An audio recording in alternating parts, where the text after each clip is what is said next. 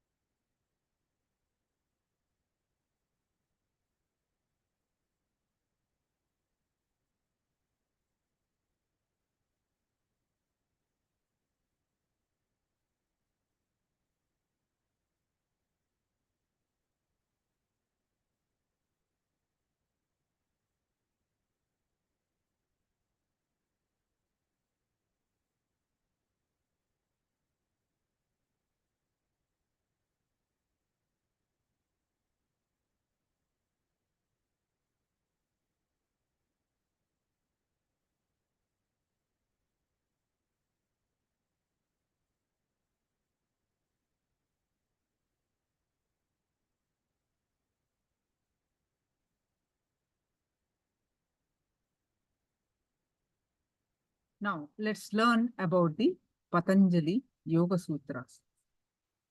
Before the time of Patanjali, entering into different states of consciousness was an accident or a miracle. There was no logic. Patanjali made it as a science, showed the possibility of consciously working for it and achieving it. Patanjali is the first master who explored, experimented, experienced, and expressed the whole thing in clear terms. Patanjali is the greatest spiritual scientist and master who expressed the pure spiritual science, and he created a spiritual tradition without any belief system, without any faith or assumptions. It is simple and direct truth that can be experienced directly. Directly or indirectly, all the religions are influenced by this great master. Patanjali has given a beautiful 199 sutras describing the whole science of yoga, uniting the individual consciousness with the universal consciousness.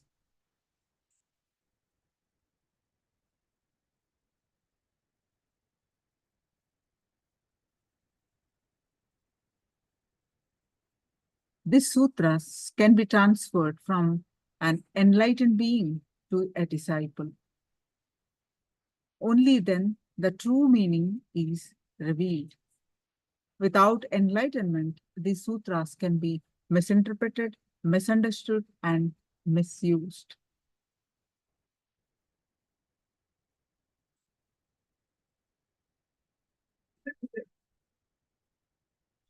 So, Patanjali describes the space of now. Only if you come to now, come to the present, will you be able to experience yoga. When you come to the space of now, this moment, the yoga can happen to you.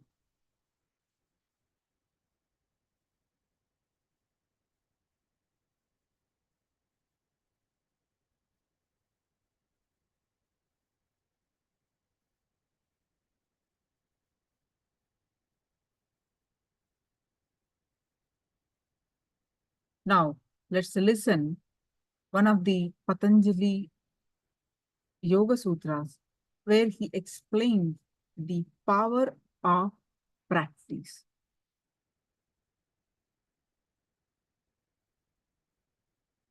Let's listen to the practice, the power of practice.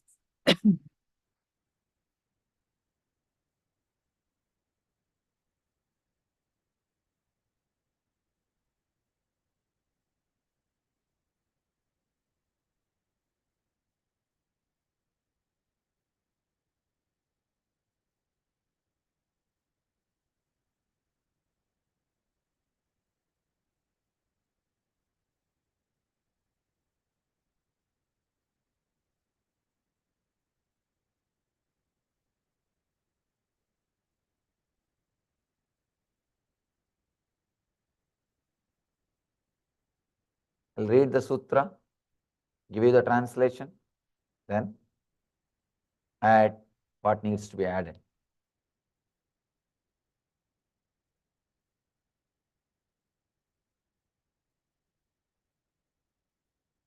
Let's enter into the 14th sutra. Sadudirgha kala nairantarya satkara sevito drudo bhumihi druda bhumihi. Translation: committed an intense practice of unclutching makes one firmly established in a higher state of awareness.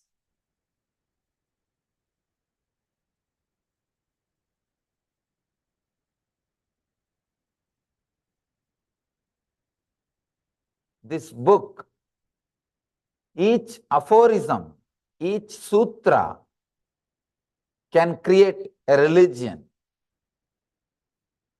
Each sutra is independently intelligent to lead a person to enlightenment. Please understand.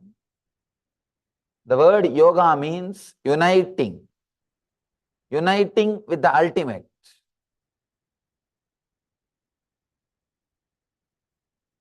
In Bhagavad Gita, each chapter is called as yogam, means each chapter can independently lead you to enlightenment.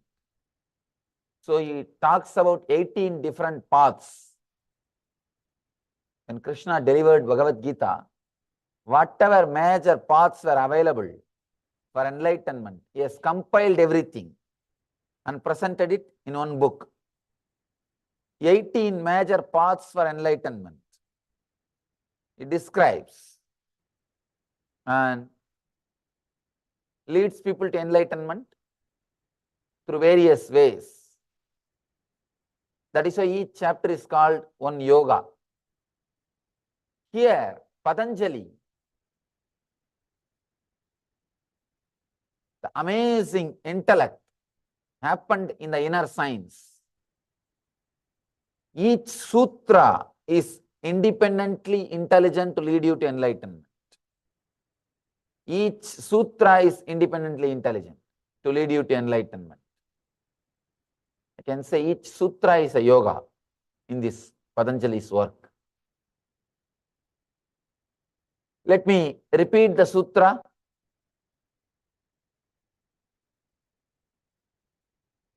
Satu dirgha kala nairantarya satkara sevita satkara sevito druda bhumihi druda bhumihi. Sadudirgha kala nairantarya satkara sevita druda bhumihi. Committed an intense practice of unclutching makes one firmly established in a higher state of awareness.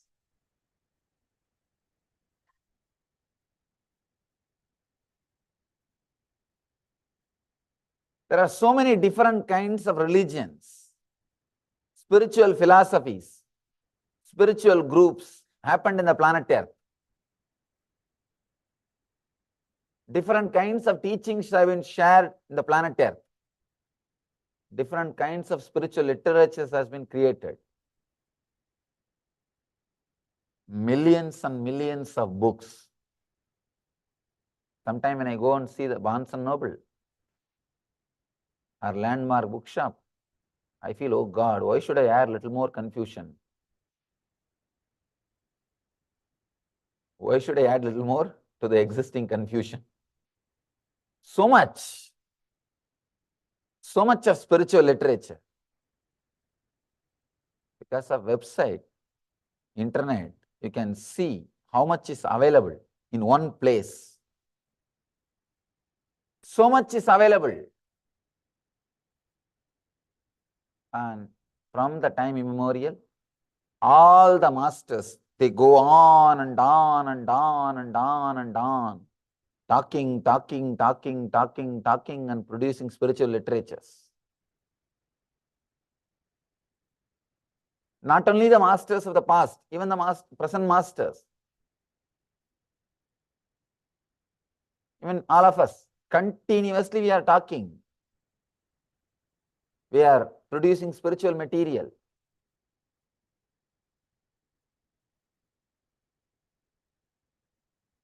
If I honestly look inside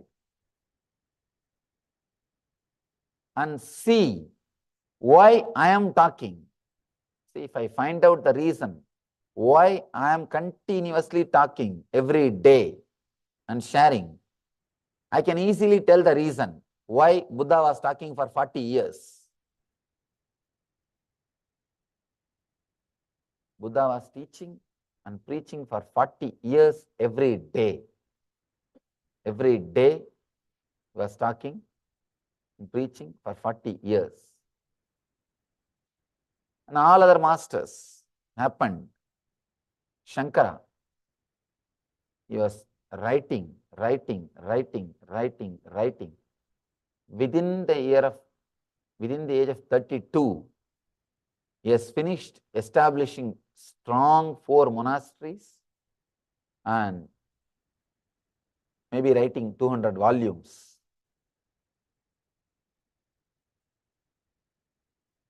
If I look inside and find out the reason why I am talking and writing, then I can very clearly tell you why the masters go on writing and talking. The only reason I can find is constantly make you practice. Please understand. The spiritual path is such. Krishna says beautifully in Gita, by the nature, senses are created looking towards the outside, looking in the outer world direction. So turning you in, turning you towards the enlightenment, turning you to your source is not that easy. Every moment you are again out. If you listen to some book, the spiritual discourse, satsang, or read, few minutes you turn inside. By the time the satsang is over, you are already out. By the time the ideas leave your mind, you are already out. Constantly you need to be inspired to turn in, to go inside. That is why the masters, they go on and on and on, talking and writing.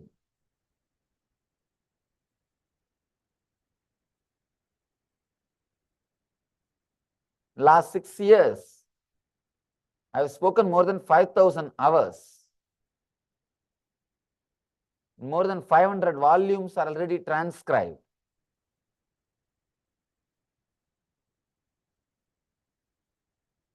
And my archives department says only 17% they have transcribed.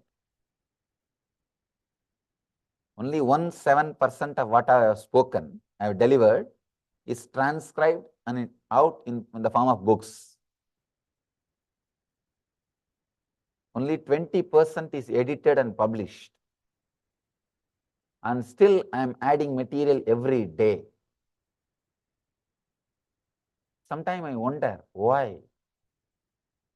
Then I realize continuously human beings need to be told, look in, look in, look in, look in, look in. Turn in, turn in, turn in, turn in. With various words, with various techniques, with various jokes, with various stories, in different forms, constantly human beings need to be reminded. Human beings need to be told, look in, turn in, live enlightenment. That is the reason all the spiritual masters and leaders, they go on and on and on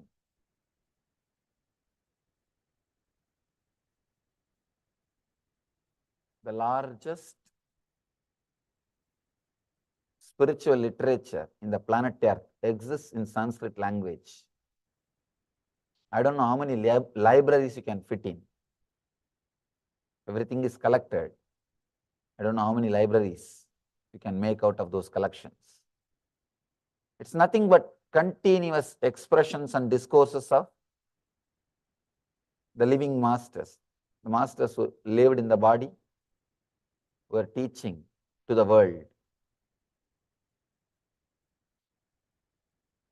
This sutra gives the reason why masters are continuously talking, why spiritual literatures are continuously produced.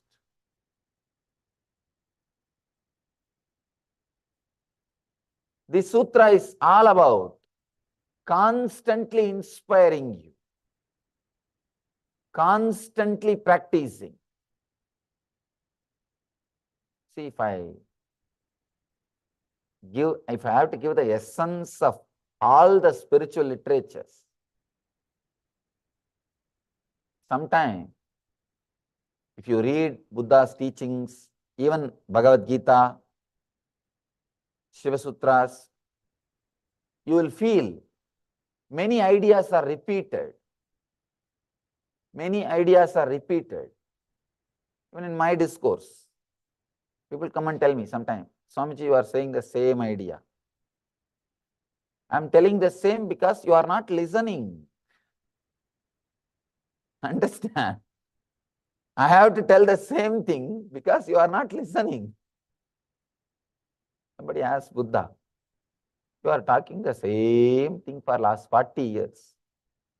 He says, if you would have heard, I would have never spoken it again.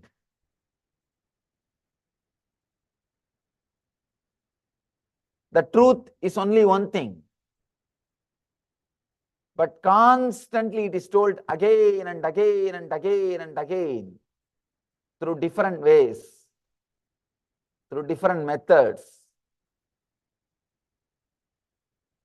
in different languages, with a different understanding.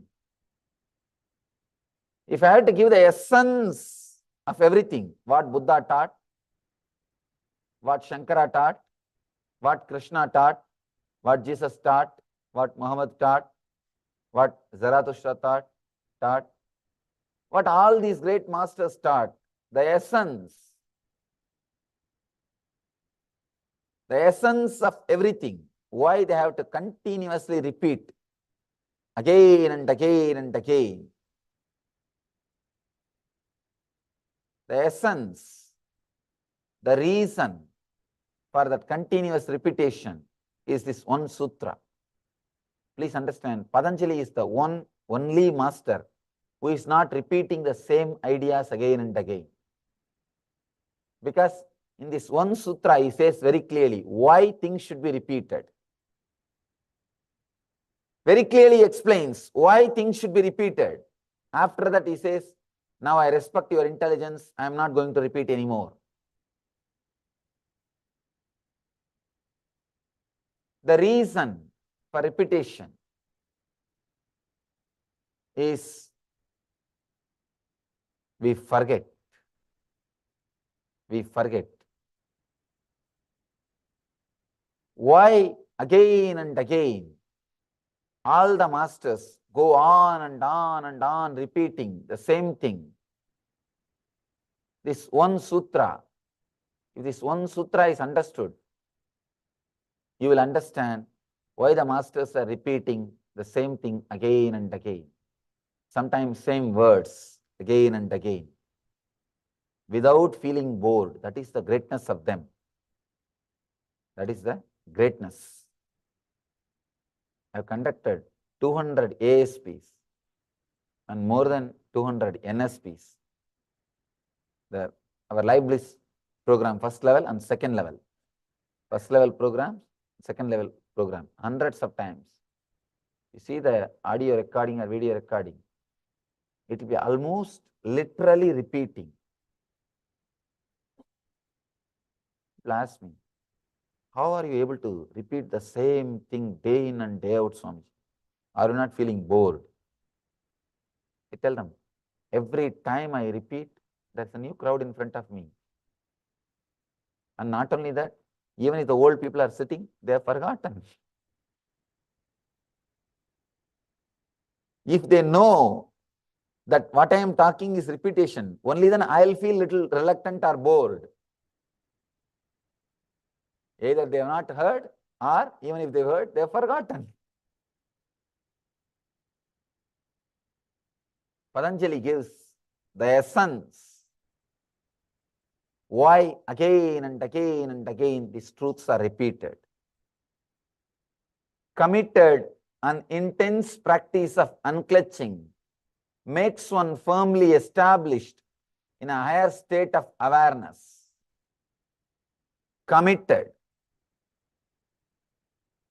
Beautiful word. Dirghakalaha. Nairantarya.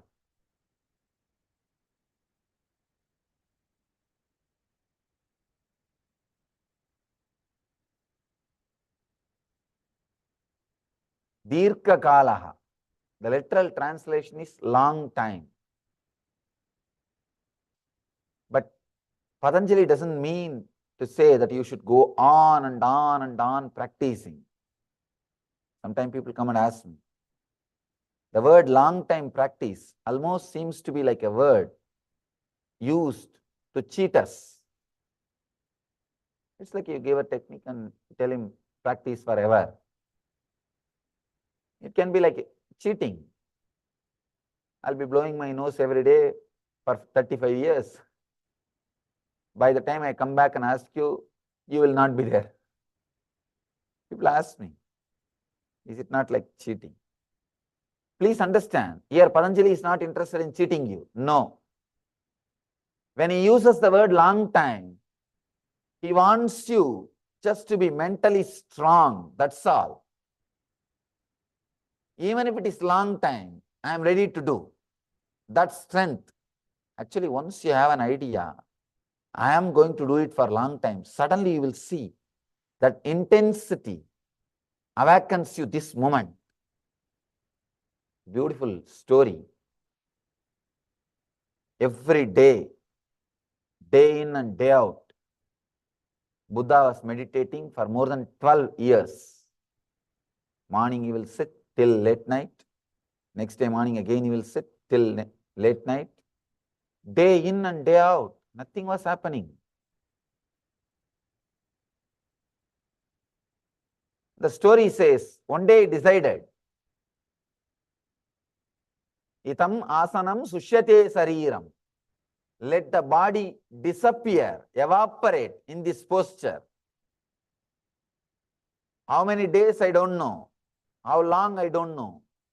I am going to sit till I achieve enlightenment. I am not going to be bothered about the time. I am ready to sit dirghakalaha. Please understand that word dirghakala means not just long time. Deciding forever. Buddha decides, I am going to sit forever. Understand? Time is after all psychological. Time is after all psychological. The story says, the moment he decided he will sit forever, that moment he just became enlightened. Because all he needed was that intensity. Usually when you sit in meditation, having an idea, I'll get up after 2 hours. Your mind will be just waiting for the 2 hours to end. That's all. You will not be meditating. You will not be in the present moment. If you have an idea, I'll sit till tomorrow morning. Your mind will be waiting for next day morning. It will not be in the present moment. When Buddha decided that I am going to sit forever, he decided I am not going to get up. So mind has no goal to go. Mind has no goal. When it has no goal, it just fell back to the present moment and he became enlightened. Here, when Patanjali says Tirkagalaha, long time, that is what he means. Decide, I am going to do it forever.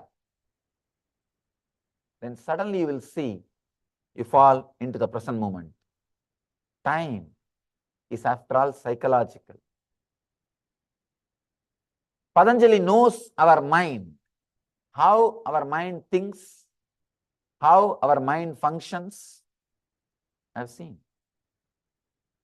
people, when they sit for the meditation, that half an hour will look almost like 10 days for them.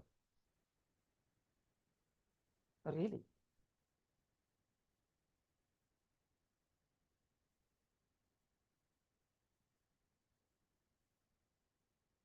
In Vedic tradition, the time is calculated as gap between one thought and the other thought. That is the kshana, one unit. In our tradition, we don't have the physical time. The Vedic tradition, the more importance was given to the psychological time, not to the chronological time. So even the unit of time, one unit is not 1 second, one kshana. The kshana is defined as gap between one thought and the other thought. If you are a meditator, person living in a high awareness, high frequency, one kshana can be even 1 hour or 2 hours or 1 day for you.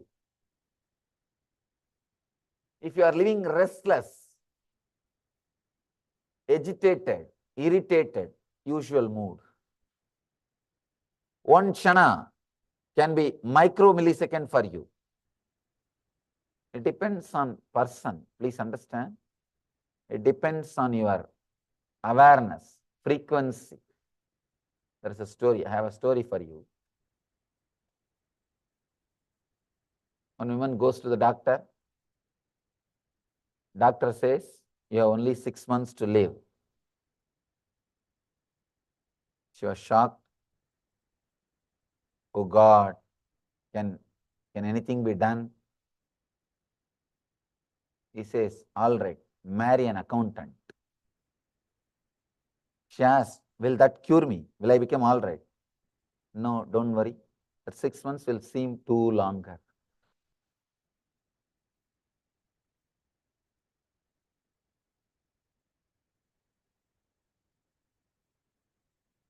Time is psychological. You can see in your life, if you are sitting with somebody whom you feel connected, love, reverence,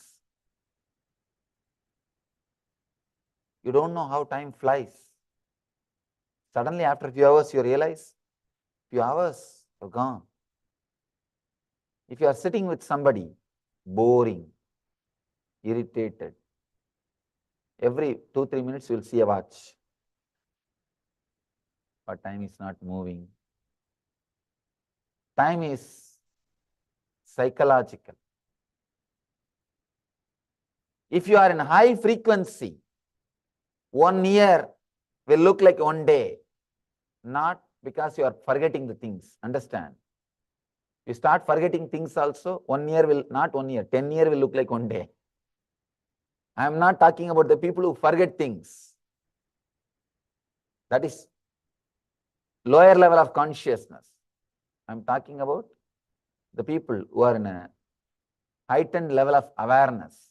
For them, our 1 year will be just 1 day, because the gap between one thought and the other thought is more. So our chronological time does not match with them. That is why in the Vedic tradition,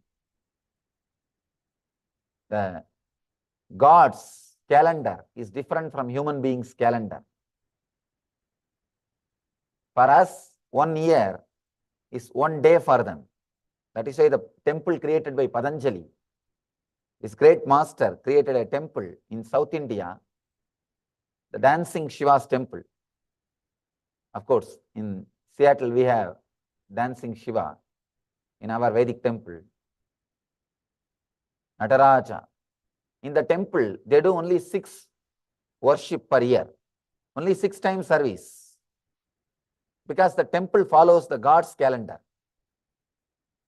It was created by a being who is in high frequency, high consciousness. They follow their calendar. The temple follows their calendar. Only 6 times the sacred bath is done. Because our 1 year is 1 day for them. In other temples, every day 6 services are done. Sacred bath is done. The temples which are run as per the human calendar. This temple is run as per the God's calendar. So once a year, only 6 times, the sacred bath is given. This shows actually the time space in which Patanjali was living. He says here, Dirghagalaha. Please understand, this is the key of the sutra. This is the key of the sutra. Many times people ask me, Swamiji, what is the beginning of a spiritual practice? What is the end of the spiritual practice? I tell them there is no such thing as beginning or end. Beginning and end are same. Now, all you need to have is intensity. See, if that intensity happens, eternally this is going to be my life. Suddenly you will see, you will not bother about the end. You will be in the end now. You will be in the present moment. See, meditation is all about penetrating the mind and going beyond mind. As long as you have an idea about future, your mind will continue to survive, continue to be alive. If you decide, next 12 years I will meditate, be very clear, your mind will be waiting just for the 12 years to pass. So you will never meditate. You will be waiting for the 12 years, that's all. Afterwards, you may boast, you may just brag around, 12 years I am waiting, 12 years I am meditating. Do you know, I am a seeker for last 35 years. Actually, there is nothing to brag about it in that. It's a shame. People come and tell me many times, these great intellectuals, well read, filled with knowledge, they come to me and say, my experience is your age. I just ask them, what were you doing so many years? It is not pride. Please understand, this is the way your mind cheats. As long as you sit with a particular technique, you think you will do for so many days, so many hours, till some time. There is a end, there is a boundary. Be very clear. Till there is a boundary, you are bound. Your mind will not come back to the present moment. It will be just waiting. All right, 12 years I will practice, then I will question you. 12 years I will see, I will do it, then I will see whether anything has happened or not.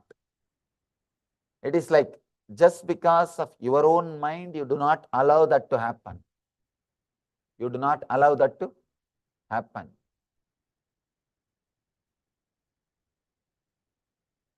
You can see even in your day-to-day meditation. When you sit and start the Nithyananda, the chaotic breathing, you will be just waiting when the Guru Puja will start. I've seen. The moment they start the chaotic breathing, after 2-3 times, when the Guru Puja mantra will start. Understand, as long as your mind knows there is going to be end for this activity, it will continue to survive and cheat you. It will continue to postpone, play the game with you. It will continuously play the game. It will postpone. It will cheat. It will play all possible games. So when Patanjali says Dirgha Kalaha, long time, even long time word should not be understood chronologically. See, long time, immediately you understand 100 years, 200 years. No. Dirgha Kalaha, it should not be understood in a horizontal way, in a vertical way. See, as long as you measure time horizontally, 20 years, 30 years, 50 years, 60 years, your mind will continue to survive. It will have that hope. After 20 years, what happens? Let me see. After 30 years of doing pranayam, what happens? Let me see. After 25 years of meditations, what happens? Let me see. It will be waiting. It will survive just with this one idea a long time. Very beautifully, Shankara says, Kalpakala Paryantam. He says, even for ages, if you are doing idol worship, just ritualistic, following some rituals and techniques, without understanding the true spirit, without understanding the true purpose, without understanding the truth behind, you will be just stuck. Understand? Any technique, without understanding, if you are doing for ages and ages and ages, you will be the same. Just like Buddha was struggling.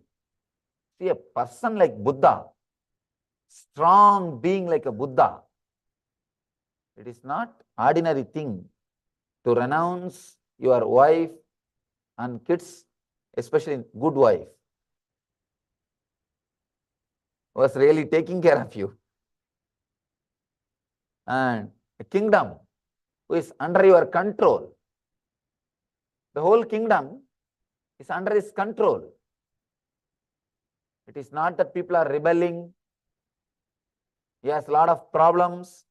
He was not able to administer. No. The whole thing was completely under his control.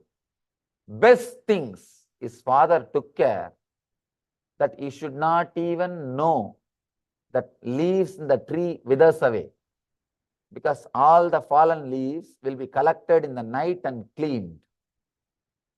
His father took care that Buddha should never hear about old age, disease and death, because the father was told by astrologers, family astrologers, that this boy will become a sannyasi, monk. He will renounce the world. Father was frightened. Only one child. What will happen to kingdom? So he took care that this guy should never think about future. This guy should never think about things of the world. He never allowed Buddha to see the fallen leaf or old dried flower. Nothing. All the leaves and the fallen flowers will be collected and cleaned in the garden in the night time. Buddha is sleeping. All the best things of the world is available. It's not that easy to renounce the palace and the comfort, luxury, wife and kids, child, one son. It's not that easy. It is very easy to talk and think. People ask me, Swamiji, can I be here? Can I be in the house and get enlightened? What to do? I have to console them. I cannot tell straight away. It will be too rough. I cannot say no. leave everything, give up everything, go to Himalayas. No, it will be too. Usually, when I say drop smoking, they drop me. So I have to compromise a little bit. Anyhow, here, Buddha is a guy who will not compromise with the truth. He was all out. He knows this has to be achieved. This has to be done. And he left everything. That is his not only first priority, that is the only priority. If the enlightenment is the first priority, you can have second priorities, third priorities. But with Buddha, that is the only priority. Then naturally, nothing else. He just disappears. Even a man like Buddha, 12 years he wasted. If you would have understood this one sutra, I don't think there is a need to waste 12 years. Understand, masters go on and on and on, teaching and writing, because you don't understand this one sutra. If this one sutra is understood, neither they need to waste their time by constantly talking and writing, nor you need to waste your time by constantly listening and reading. Dirgha Kalaha, this one sutra, one word, one key from Patanjali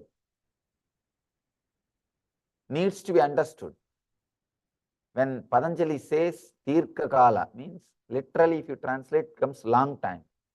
It is not even long time in this horizontal way. You need to understand in the vertical way.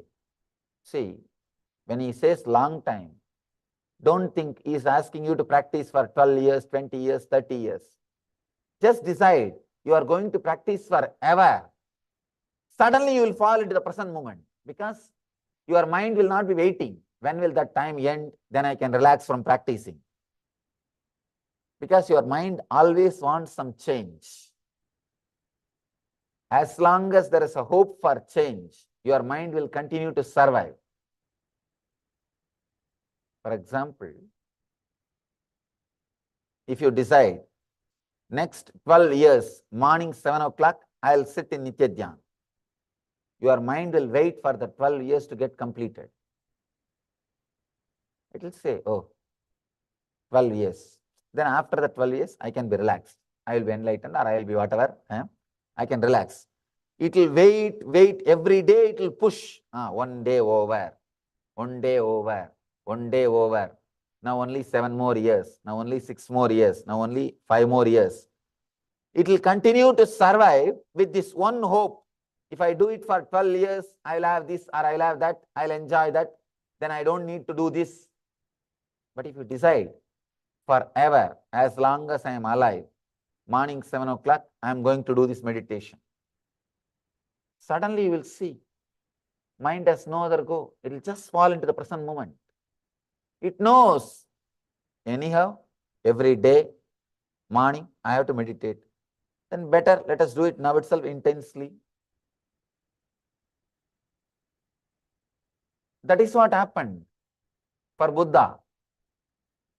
As long as he was thinking, till tomorrow morning, I'll meditate. Morning, I'll relax for some time. Then mind is waiting for that relaxation period. It knows there is a change. There is going to be a change. There is going to be hope. As long as there is a hope for change, your mind will continue to survive. It will be alive. Just that very hope keeps it alive.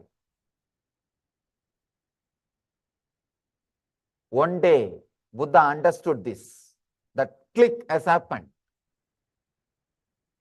This click has happened for me in Varanasi. Let me describe how it happened in me. This Dirgha Kalaha. Buddha suddenly realized, what am I missing? Day in and day out, I am sitting, meditating. What am I missing? Actually, if you are a professional seeker, you can understand what I am saying. This sutra is for the highly evolved seekers. You can understand what I am saying.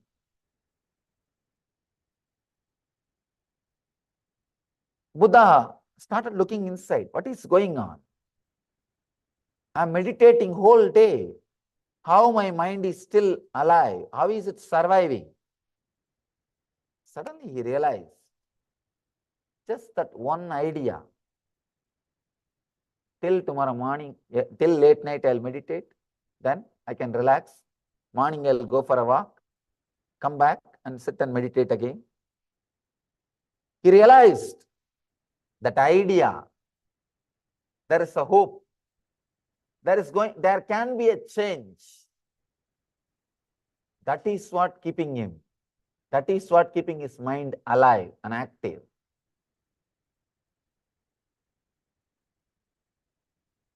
Mind is a great accountant. Please understand. It's a great accountant. This guy knows all maths and all plays, all games.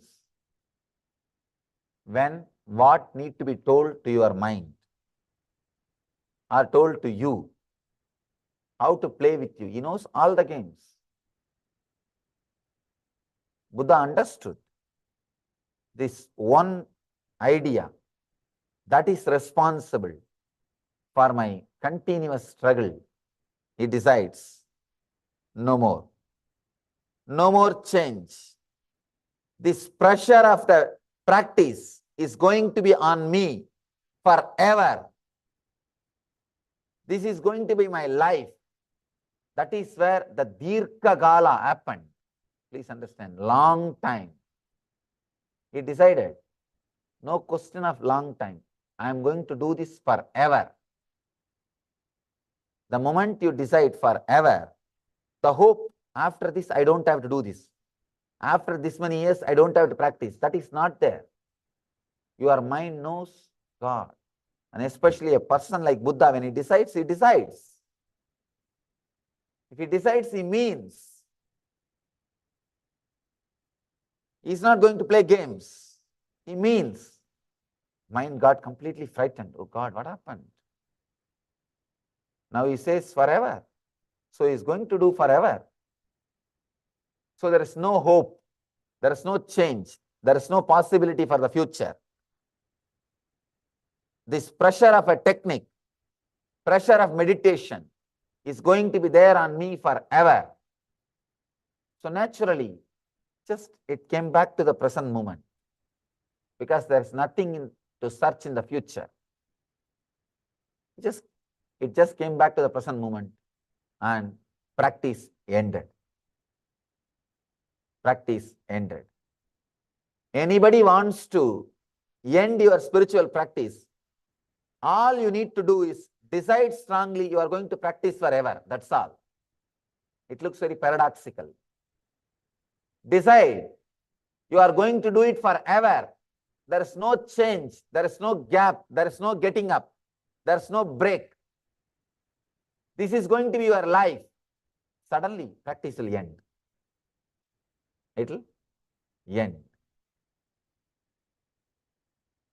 This is the one and only way if you want to end your practice. Till you decide you are going to be doing this practice forever, you can never end the practice. I was traveling continuously all over India, meditating. Usually, I'll stay in the burial grounds and sit and meditate. People ask me, why do you stay in burial grounds? Because I don't need to reserve. There is no need for reservation. And nobody will come there. Indian burial grounds are not like this country. You don't have to imagine like this country. It's an open place, anybody. It's not protected or maintained.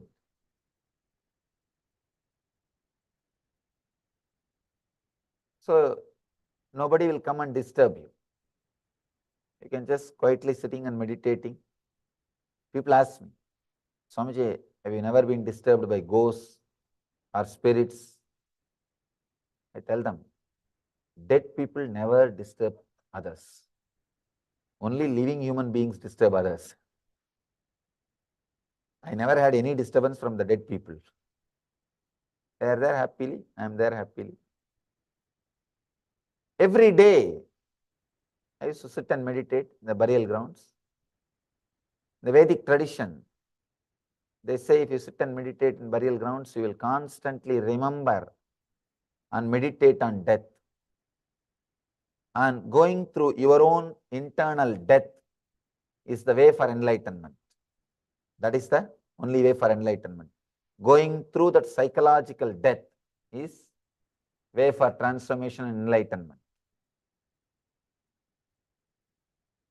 I was trying for years. Every time I sit, I'll sit with the idea. All right, I'll sit today whole night. Tomorrow morning, I'll go out for buy food, come back and sit. This was the same thing I was doing. One day, when I was sitting in Varanasi, Manikarnika Ghat, the place where hundreds of dead bodies are burnt every day. And Indians believe dying in Varanasi leads you to enlightenment. So all the people, the moment they retire from their responsibilities, they will go and settle in Varanasi. It's a retirement community filled with old people waiting to die. The whole city, if you see, India is a very young country. Majority of the Indians are between 18 to 40, the youngest country in the world. Majority, more than 50% are between 18 to 40 youngsters. But this city, I can say 80% is above 80. At least above 70. Old people waiting to die. And this is the place where all the dead bodies will be burned. Manikarnika Ghat. I was sitting there. I saw some dead bodies being burned.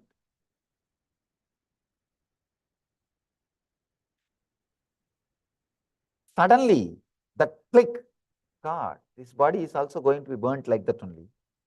Actually, you will lose respect and fear about death if you see that body is burnt every time. They don't bring fire from the home. From one fire, they lit the other fire. Whether it rains or shines, it's an eternal fire. It's called Mahasmashana, the ultimate burial ground, ultimate cremation ground. It goes on and on and on. From one body, they light the fire to the other body, continuously.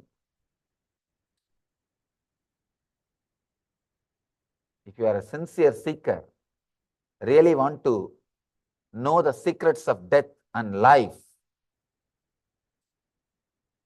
you should go to the Manikarnika Ghat in Varanasi and sit and meditate at least for a few days. When I sat, suddenly the click has happened. God, it is such a simple thing. Just like all these bodies are being burnt, this body also will be burnt one day, that's all. There is nothing much big. No need to make a big fuss about death, life, and all those foolish things. It's just dust unto dust. Nothing else.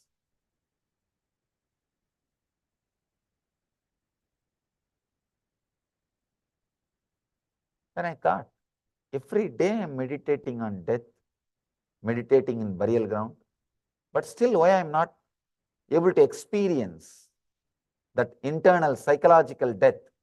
I'm not talking about physical death. Physical death is different. The psychological death is different. If you experience psychological death, suddenly you will see you are enlightened. I thought, why I'm not able to experience?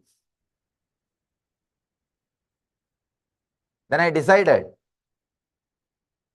either this body should die and I should experience death, or I should have death experience by meditation. I decided to sit. I decided I'll sit and meditate on death till I have the death experience, that internal death experience. If I am not having that experience, I'll continue. It knows all your games. It knows how many times you cheated. It knows how many times you came out of your own will. It knows how many times you changed, you altered, you corrected, you found a fine print. For your own will, you have a fine print below. And after 2-3 hours, when you are tired of that will, you read that fine print and say, it's okay, I think I can.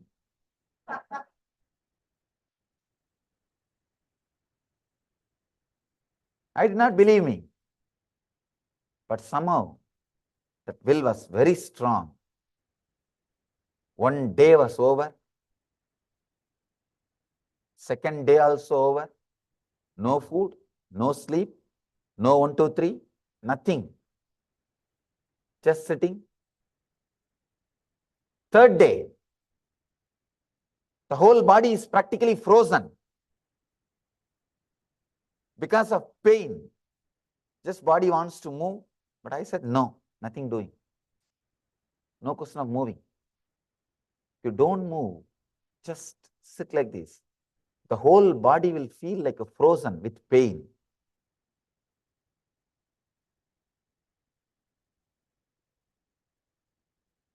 Suddenly, my whole being realized I am serious about my will. I am really serious about my will. Suddenly, my whole being realized I am going to do it. I myself got convinced about my willpower. I myself realized I am going to sit. First, when I sat, my mind did not believe and said, all right, let's see. Struggle how much you can. After all, you are a good guy struggling for last 10 years. Try once more, nothing wrong. There is nothing wrong in trying. Chalo, try.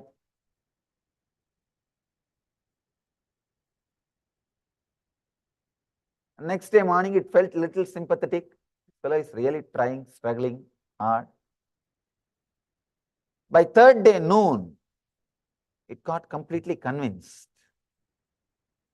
The power which was resisting has lost its hold on the consciousness. The constant doubt which was there, saying, no, no, no, once he is tired, he will come out. Once he is hungry, he will get up and go for food, relax. Once this fellow is feeling the hunger, everything will become all right. That part is died. Suddenly, my own being felt so strongly convinced I am going to sit. Still, I remember very clearly. One thought, a clear thought, I am going to sit eternally. Dirghagalaha, forever. Understand? When the Patanjali uses the word Dirghagalaha, I don't even want that word to be understood as a long time. I wanted you to understand that word, forever. The moment I decided forever, instead of the mind moving in a horizontal, linear way, see, if you say long time, your mind will naturally move linear way. Long time means how many years? Come on, tell me. The moment I say, all right, let me sit for 10 years, then it will be waiting. All right, 10 years I will sit, let us sit. And after 10 years, I can come out. So just for that, just because that hope is there, it will not fall into unconsciousness. It will continue to retain its identity because it knows after 10 years, it can come back and play its game. The hope is there. Because the idea of time is created by mind. It's nothing but its own, you see, it's like you create a track out of steel and create a train out of steel. The steel train moves on the steel track. So mind, one part of mind is the time. So the moment you created a time, now the mind can be alive forever. It knows, hey, it's my own track. Let me travel, let me move, let me be. But the moment I decided eternally, mind has lost its grip over time. And it knows, oh God, I think this fellow really means. He really means what he is talking or what he is thinking. The moment you give that confidence to mind, that I am going to be doing it eternally, suddenly it gets shaken, it gets frightened, and it comes back to the present moment. Because it knows, I have to be doing this forever. There is no, you see, your mind exists with only one idea. It tolerates anything if it knows it is going to end. It has the ability to tolerate anything and survive anything if it knows that action is going to end. Any action, any idea, any meditation, any technique, if it knows there is going to be end, it will survive, it will live through. It will live through. Because it knows there is going to be end. Only when you give the clarity, it is going to be dirka kalaha. That is why in Indian tradition, whether it is marriage or sannyas, for eternal. Once you take sannyas, it is forever. Once you marry, it is forever. Then mind will stop playing its games. See, the moment you have a freedom, oh, I think anyhow, I am going to divorce. Why tomorrow? Let me do it today. The moment you know you have a freedom, always you will think, why tomorrow? Why postpone? Let's do now. But if you know, no, this is going to be my life, then you know, anyhow, I have to live. Let me now work it out. So your idea about future plays a major role on your life in the present. Your idea about future plays a major role in your action about the present. If you know that this is your life, the Vedic tradition, during marriage, the vows you take, the vow says, till the fire is there in your stomach, means till you are alive. These vows are taken. Means what? You know, you have to live for till death. So naturally, you adjust, your mind starts getting adjusted. Your mind starts getting settled. With this mental setup, from the beginning, you know, I cannot unnecessarily create confusions. I can't afford it. I have to be careful. Even if there is something wrong, I have to start connecting. I have to start healing. I have to be respectful. I have to be loving. So from the beginning, the mental setup gets trained. Please understand. People ask me, Swamiji, is the divorce not a big freedom? See, I am not judging whether divorce should be there or should not be there, or it is a freedom, or it is a right or wrong, and all those things. All I can say, the idea which you carry about yourself your mind, your life is very, very important. That is going to decide about your action. I tell you. The idea which you have about your body and your mind is the best friend or worst enemy for you. Best friend or worst enemy. If you have the right idea about your body and mind, that's the best friend for you.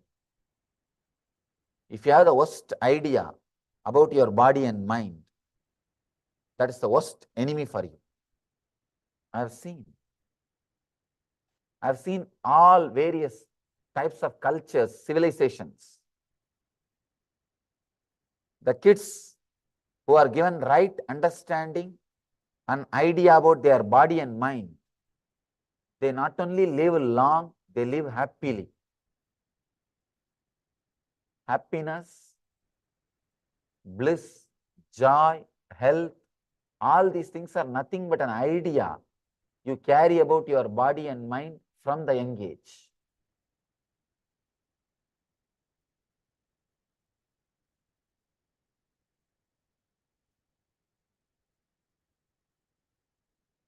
I have seen your idea about future creating miracles inside the body, physical body. Even in the physical body, it creates miracles. It does miracles.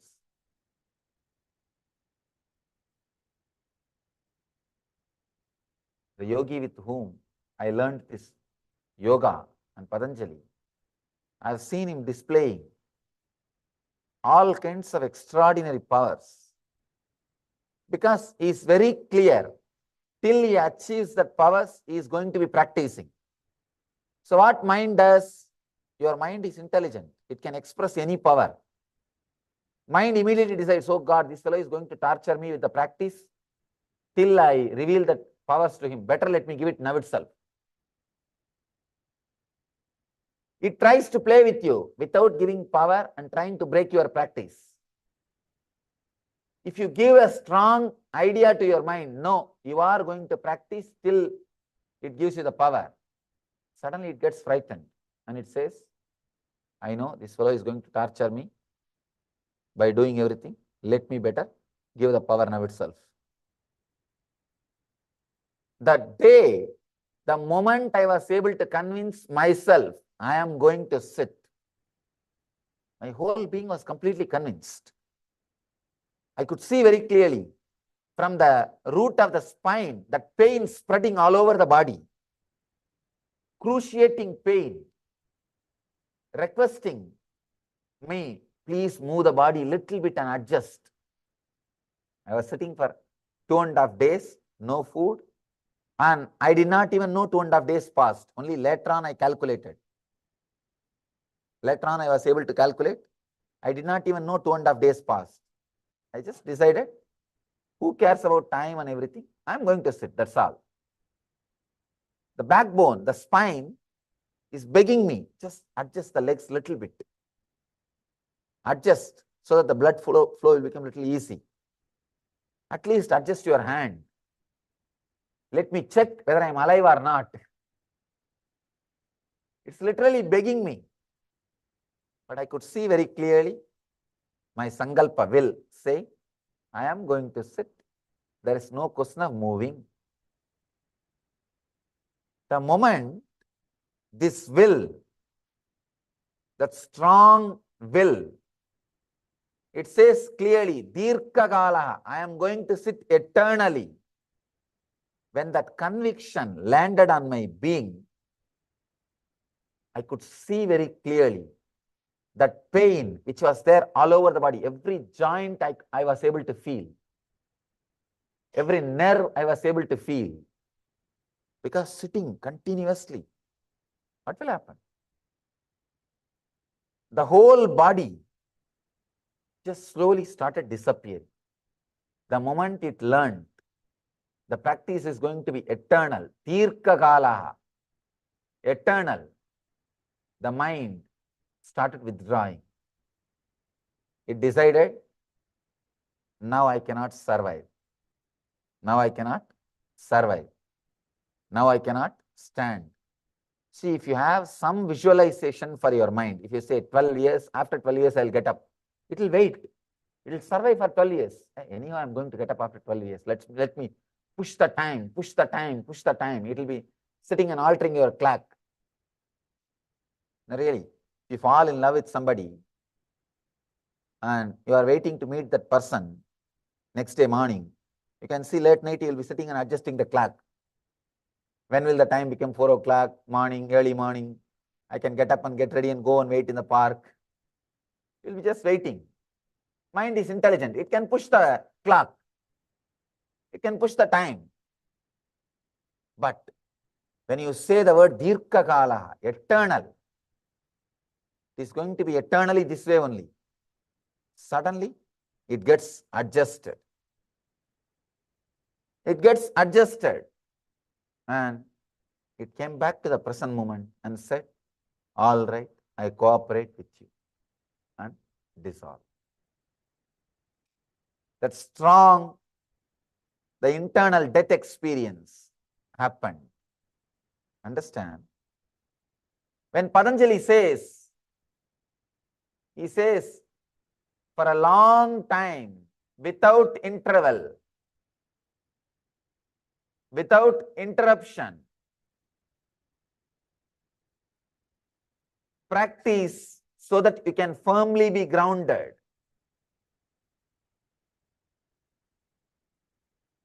He doesn't mean, actually, when he says this long time, he is not depressing you.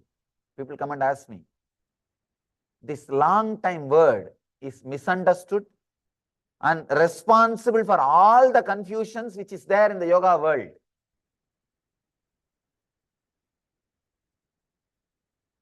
Almost every interpretation has given a meaning, different or wrong meaning to this word. The moment you say long time, they say 12 years, 9 years, 7 years, 10 years. But I am not asking you to practice for long time means 10 years, 7 years, 6 years. No. Decide. You will live, you are going to practice eternally. You will achieve it now. You will achieve it now. Ability to convince your inner space, you are going to do this forever, is what you need to learn through this sutra. Let me give you the translation again. Committed and intense practice of unclutching makes one firmly established in a higher state of awareness.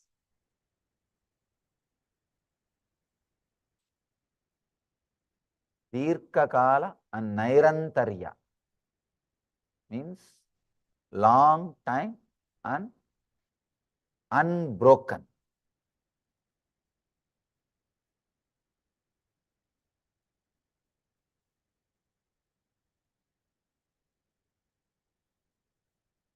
Mind is a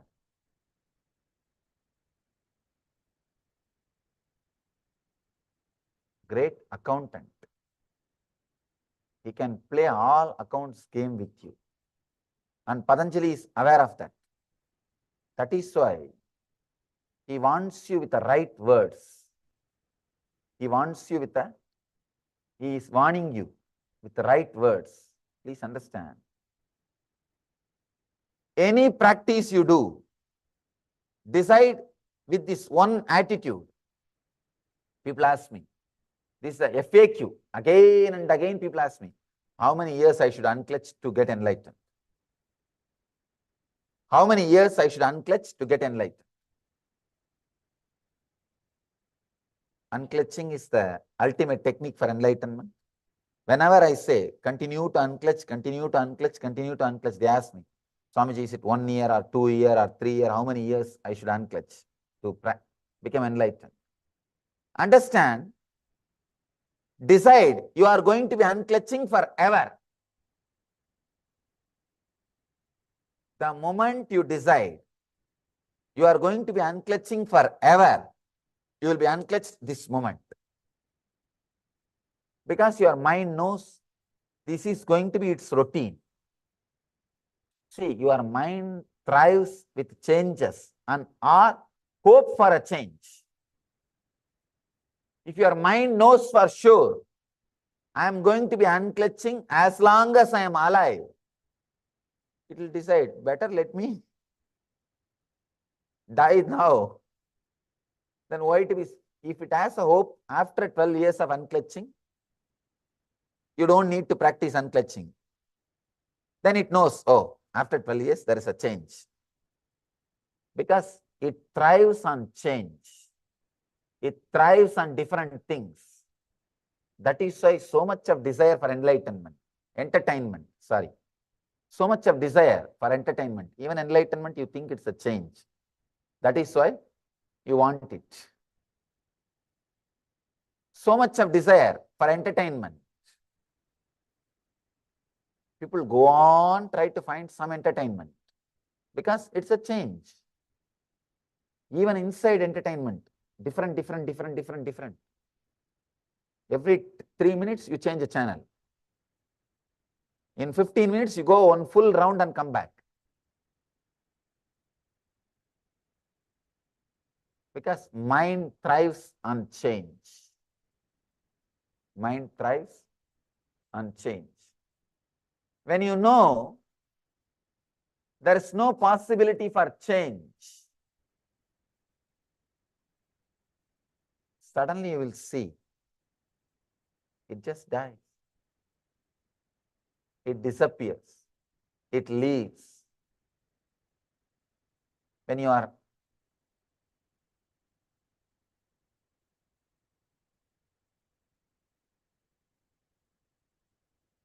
decide there is not going to be any change, suddenly, in an unexpected way, mind is killed.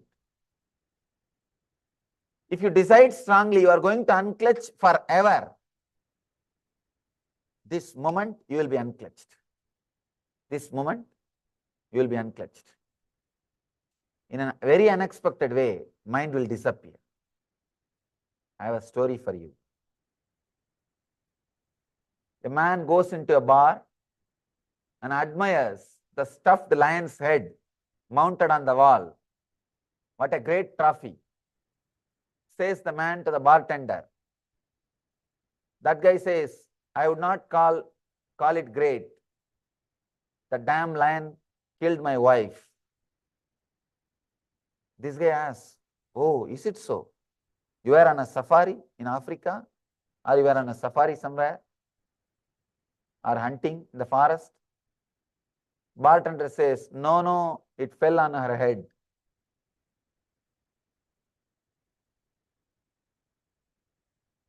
Understand, many times death comes in an unexpected way. If you decide that you are going to be unclutching forever, the death to the mind comes unexpected way, this moment. And suddenly mind settles all the accounts. See, if it knows it is going to be here forever, it continues to use the credit card. And using the credit card is the best way to be here.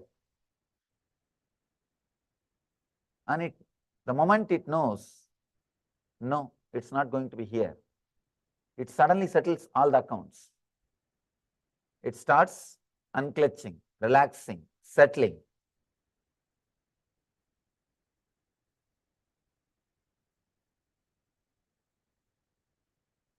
Committed and intense practice of unclutching makes one firmly established in a higher state of awareness.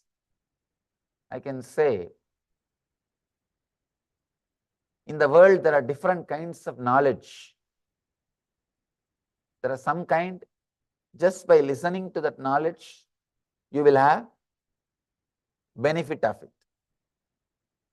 There are some kind of knowledge, if you have access to it whenever you need, you will have benefit out of it. Some knowledge just by listening, once understanding, you will have benefit. Some you need to again and again work with it. You need access to that knowledge to have benefit. There is some knowledge, only when you practice, you will have benefit. Spiritual knowledge is the third type. You need to practice, live, practice, no other way. People come and ask me, is there any shortcut, Swamiji?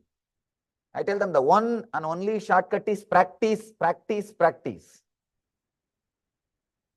The shortest distance between 2 points is a straight line. The shortest way is being straight. Practice, nothing else.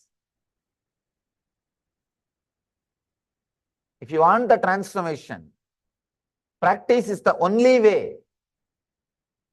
How much ever you hear, how much ever you talk, how much ever you discuss, nothing can be done. Only one way, practice. And clearly telling your mind, you are going to practice eternally. With unclutching. As long as you have a hope, you can stop unclutching at certain point. Your mind will continue to exist, waiting for that point. The moment you decide, no, I am going to unclutch forever, forever. Suddenly, your mind disappears. It loses its power over you. I have one more story. 2 accountants are in a bar when armed robbers burst in.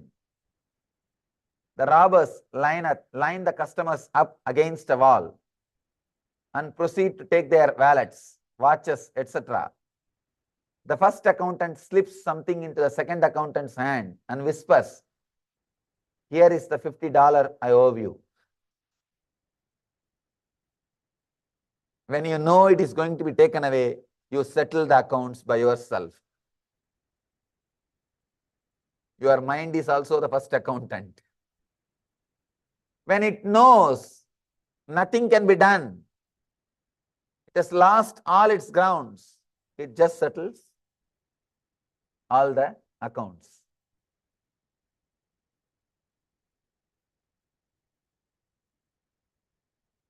As long as it has a hope, it can flow, it flows. When there is no hope, it just settles. So all you need to understand is this one truth. Only this one truth. Today I don't want to add too many ideas. I want you to understand this one truth. Dirkakala Nairantarya means eternal, unbroken. Decide today. Eternally, forever, I am going to practice unclutching. There is not going to be any gap, whether I am walking or talking or sitting or whatever I may be doing. I am going to unclutch from whatever is happening inside me. Whether I am walking or talking or sitting or sleeping or dreaming or daydreaming. These are the 5 modifications of the mind: right knowledge, wrong knowledge, and imagination, sleep, memory. These are the 5 modifications constantly happening in you. Whatever modification may happen inside me, I am going to unclutch. That clarity, that understanding, if you bring it, suddenly you will see all your negativity will lose its power over you. See, your depression has a power over you as long as you believe it can come again and again to you. If you are very strong, let the depression come. How many times let it come? I am going to unclutch. Suddenly it loses its grip over you. It loses its grip over you. If the depression knows it can really put you in depression, it again and again repeats. if it knows you are going to unclutch again and again, how many times it tries, it struggles, you are going to unclutch. Suddenly it will stop trying. Nobody wants to fight losing war, including your depression. Your whole life is nothing but a war between you and your mind. It's a war between you and your mind. So the moment you know, the moment you are aware, the moment you are awakened to this one truth, understand, please understand this one truth. Decide whatever may happen, I am going to unclutch. I tell you, that moment is what I call enlightenment. If you decide that this moment, whatever may happen in my life, I am going to be continuously practicing unclutching. Suddenly, you know, then whatever is going to happen, I am going to practice unclutching. Then why should I have fear? Why should I bother about anything else? Why should I have any fear or any idea about anything? You will see, mind just unclutches. Mind just unclutches. So,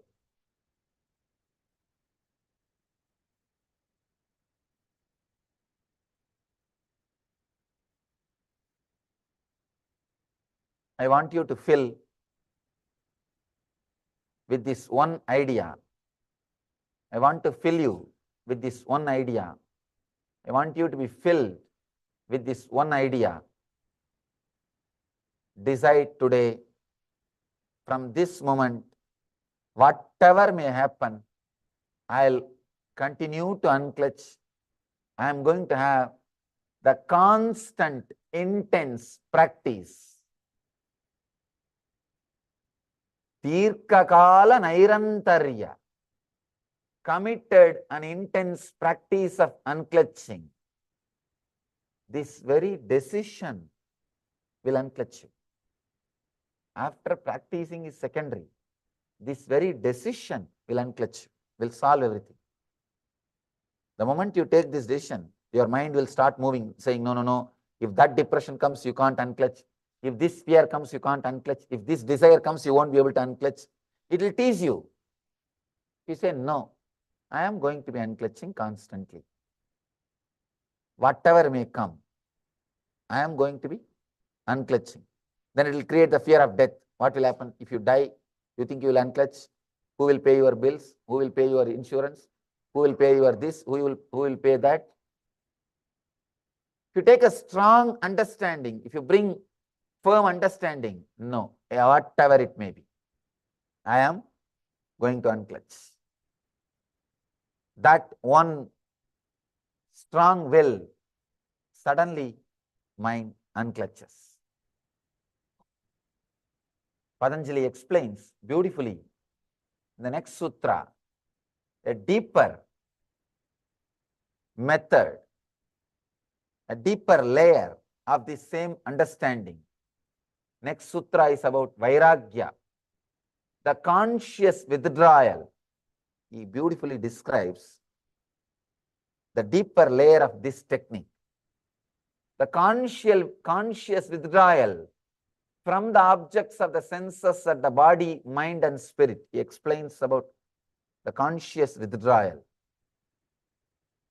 for this eternal unclutching. We'll see about this idea tomorrow. Go to the deeper layers of this idea tomorrow. Let you be filled with this one understanding that decide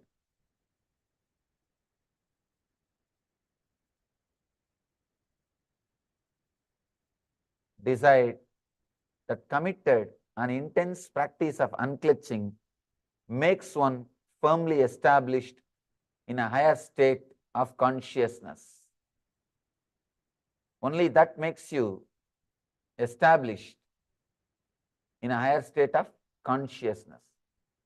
Many people think they are professional seekers, they don't need to practice. I've seen. No, I practiced all kinds of techniques for 10 years, 20 years. Nowadays, I don't practice anything. I just read and go around and listen to some things. Understand? Just because you are senior, don't think without practice, things can happen. Maybe in the outer world, it will happen. If you are a senior lawyer, you don't have to do anything. Just have few juniors, they will do everything. If you are a senior accountant, you don't have to do anything.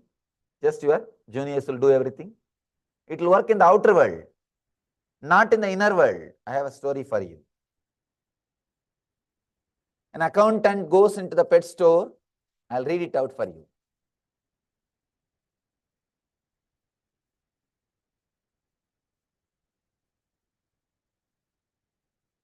I don't want to miss a word. An accountant goes into a pet store to buy a parrot. The store owner shows him 3 identical parrots on a perch. The parrot on the left costs $500, says the owner. Why does that parrot cost so much? Asks the accountant. It knows how to do complex audits, says the store owner. The guy asks, how much does that middle parrot cost? Asks the accountant. That one costs $1,000, owner replies. He says it can do everything the first one can. Plus, it knows how to prepare financial forecasts. Accountant asks about the third parrot. It costs $4,000. Accountant asks, so what all that one can do? The store owner says, to be honest, I have never seen him do anything. But the other 2 parrots call him as a senior partner.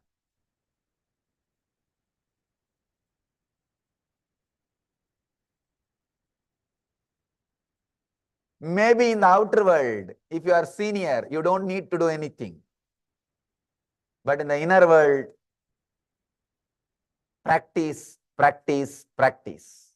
Even in our mission, I have seen these guys, the moment they become an organizer or a senior devotee or think that they have become senior devotee, they don't do any meditation.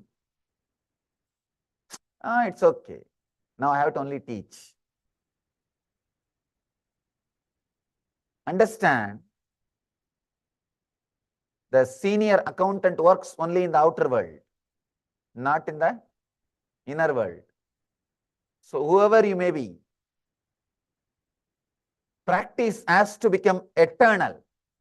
Actually, when you decide the practice is eternal, suddenly the whole thing gets unclutched and practice ends there.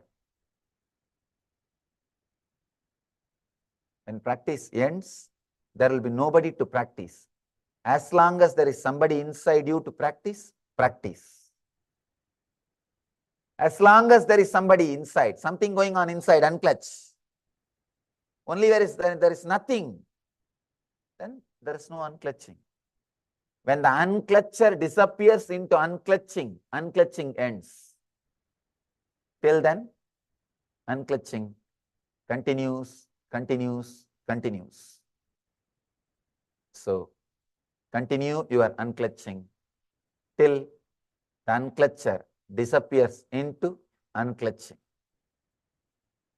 Let you all achieve this truth and live, radiate, living enlightenment, Jivan Mukti. Let you all achieve and radiate the eternal bliss, Nithyananda. Thank you.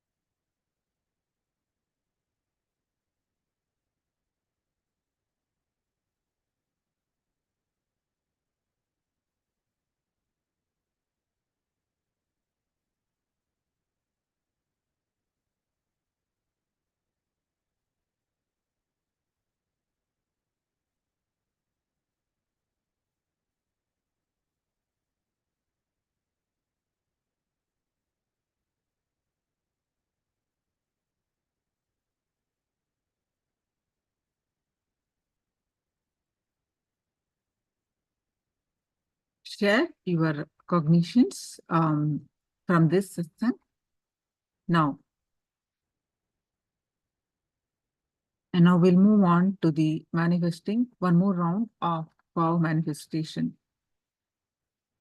So please straight with your head, neck, back straight line and with your object on the palm. Hold your object on your palm.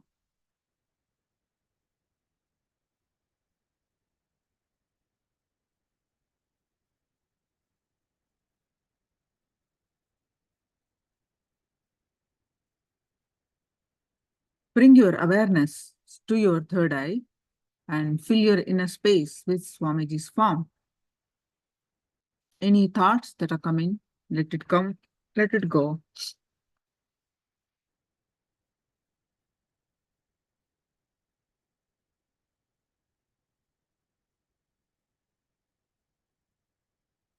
Bring your awareness to your third eye again and again. And with this space, start chanting the Mahavakya.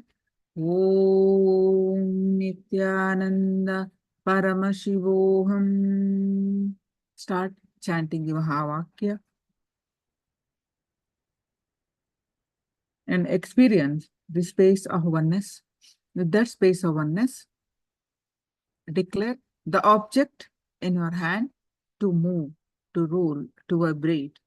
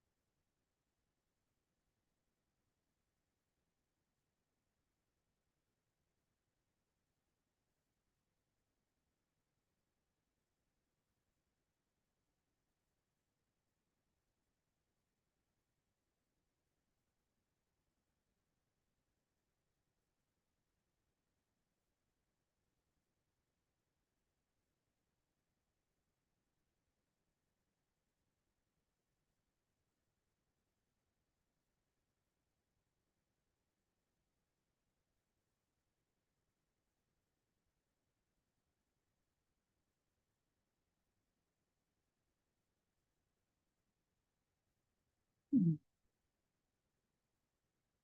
Mm. Mm. Mm.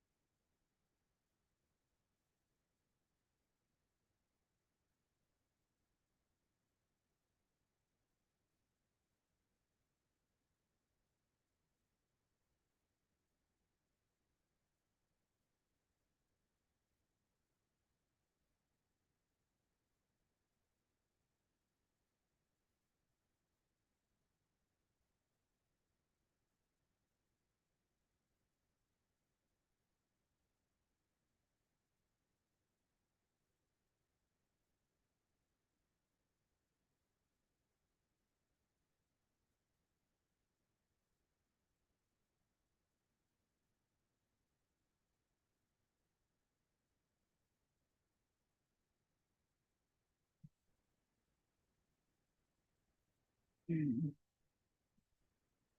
Mm.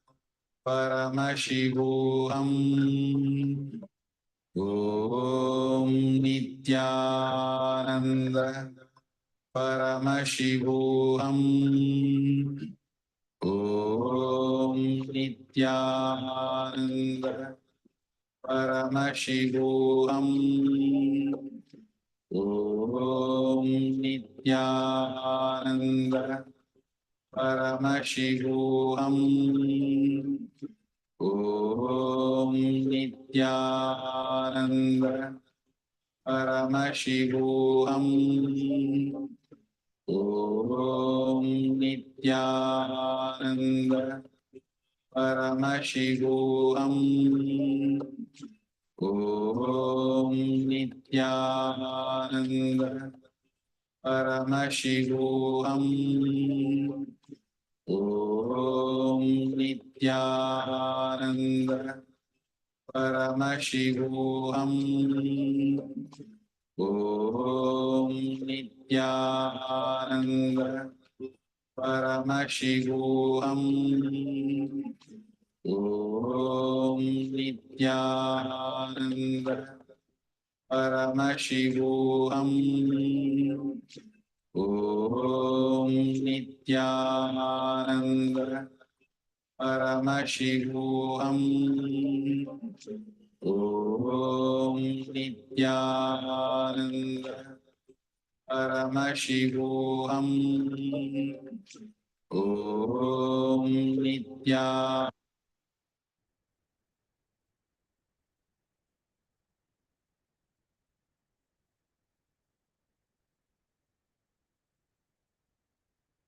Nithyanandam, everyone. Now, please go ahead and share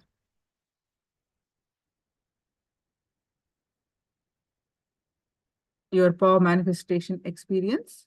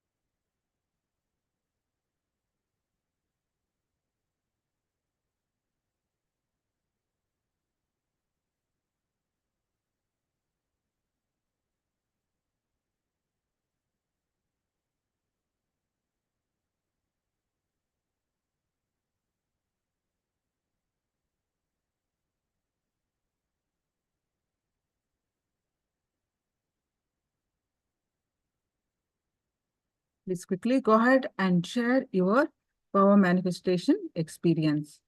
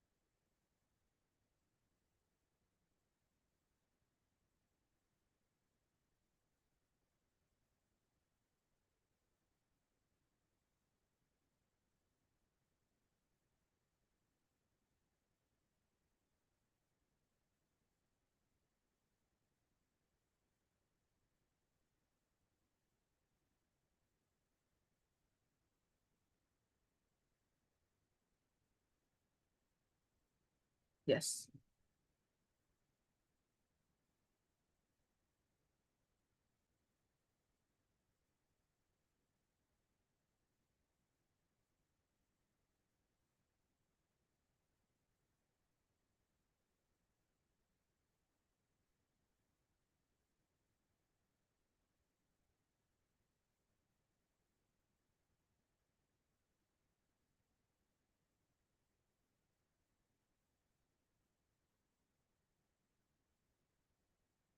We are learning the Yoga Spurna, as part of it, we are learning the Patanjali Yoga Sutras also.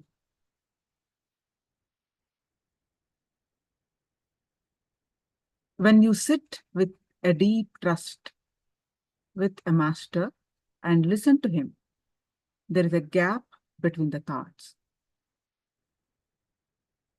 Nirodha Parinamaha, the space between the thoughts. That gives you the experience that you are something beyond thoughts. A sincere seeker,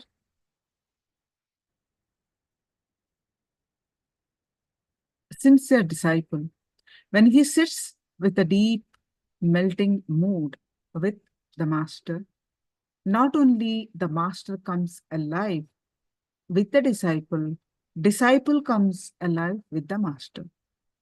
Both disciple and the master feels fulfilled. An incarnation's physical presence gives refuge, the abhayam, and makes your problems disappear, sharanam, and makes you radiate joy, and when you are around him, the ashivadam. Yoga is not just moving your body or concentrating your mind. Yoga is the ultimate happening. Patanjali says, you are a yogi. Whenever you are in this moment, yoga is happening in you. If you want to be a yogi, just remember this truth. This is the only sutra you need to become a yogi. You remember this truth, you are a yogi.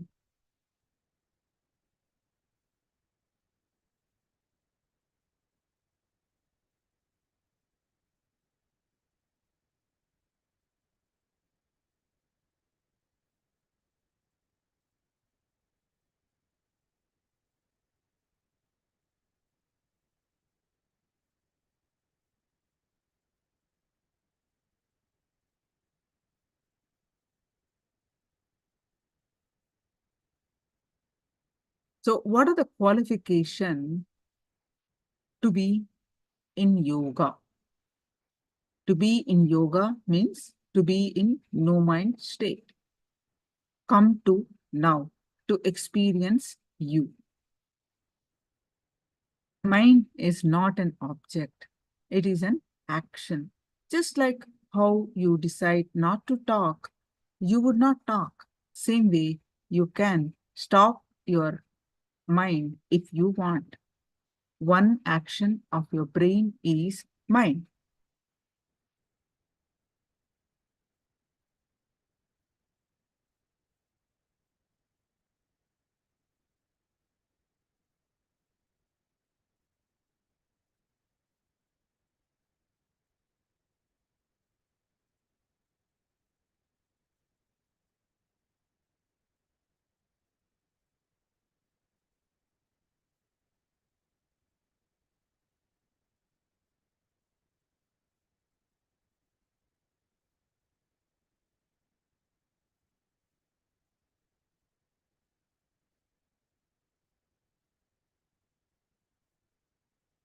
When you experience enlightenment, the object disappears to anirvachaniya, that means indescribable.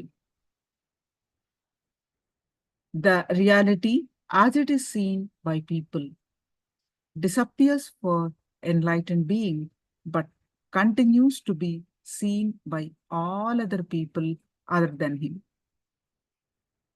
One group says, no, it disappears for everybody. And there is another group says, no, it disappears only for him, not for others. So there is one more group says, no, it does not disappear for anyone, not even for him.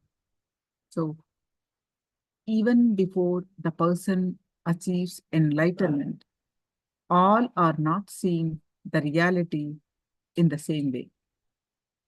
So when he becomes enlightened, what is described here, the scene disappears, is not true, or the reality as you understand.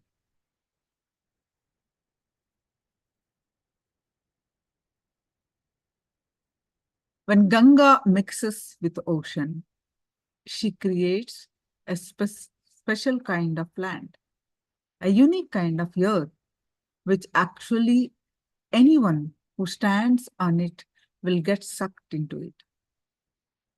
Quicksand, unique forest and unique trees growing.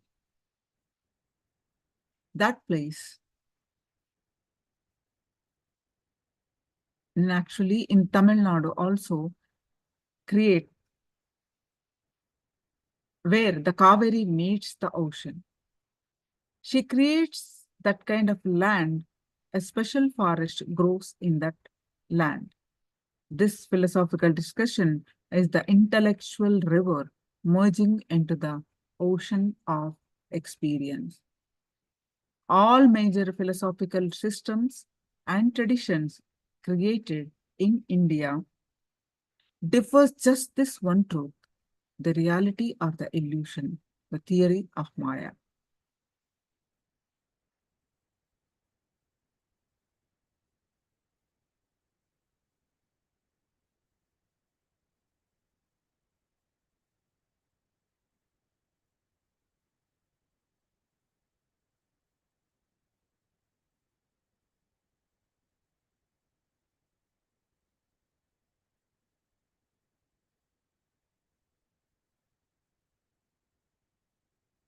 Now you can do one exercise where you have not done yoga at the Brahma Muhurta.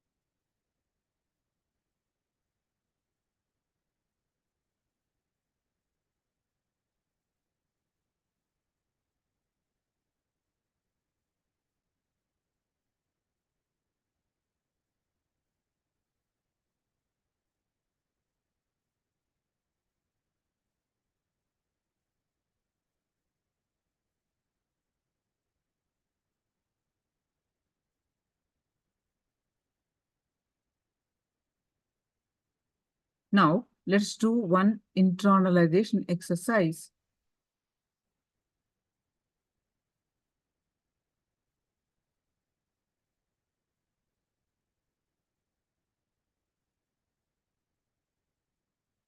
List down 10 reasons you have not done yoga in Brahma Muhurta.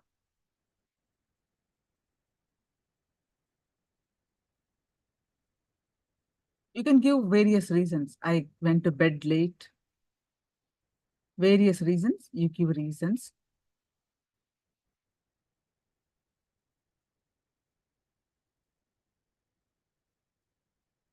Let's do this exercise.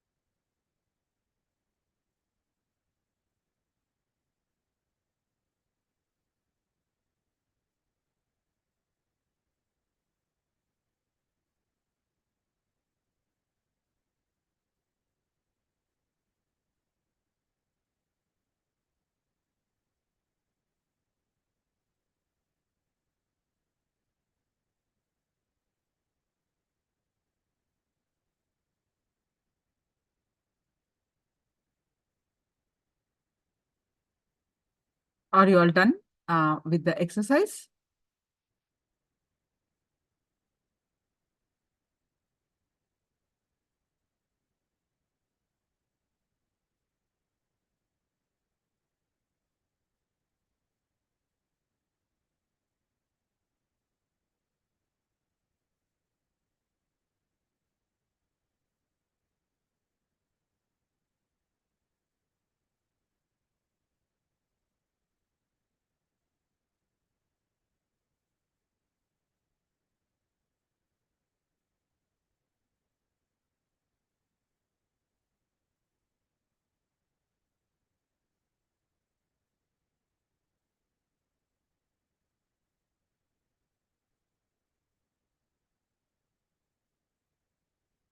Yes. Now,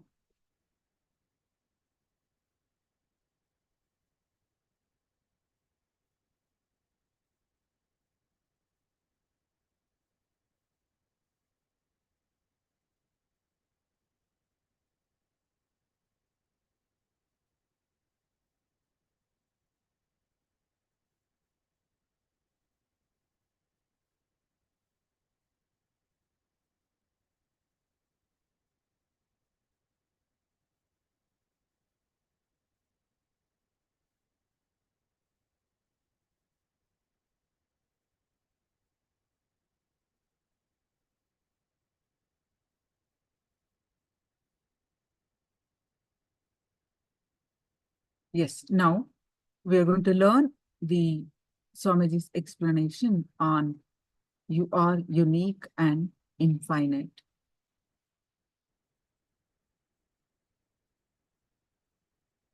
The Patanjali Yoga Sutra.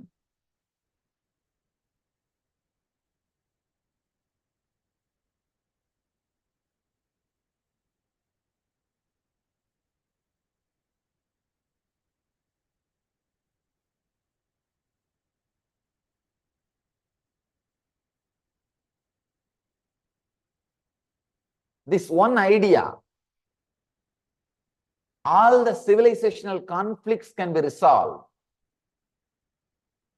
See, this is the thought trend from which all the civilizations have started raising. You can see this is a basic thought. There are some civilizations which arose out of the thought, everybody is equal.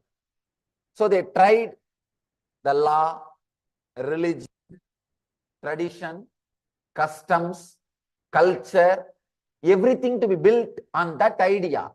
Everybody is equal. There are some civilizations built on this one idea. Everyone is unique. Please understand. If you look a little deep to experience the truth,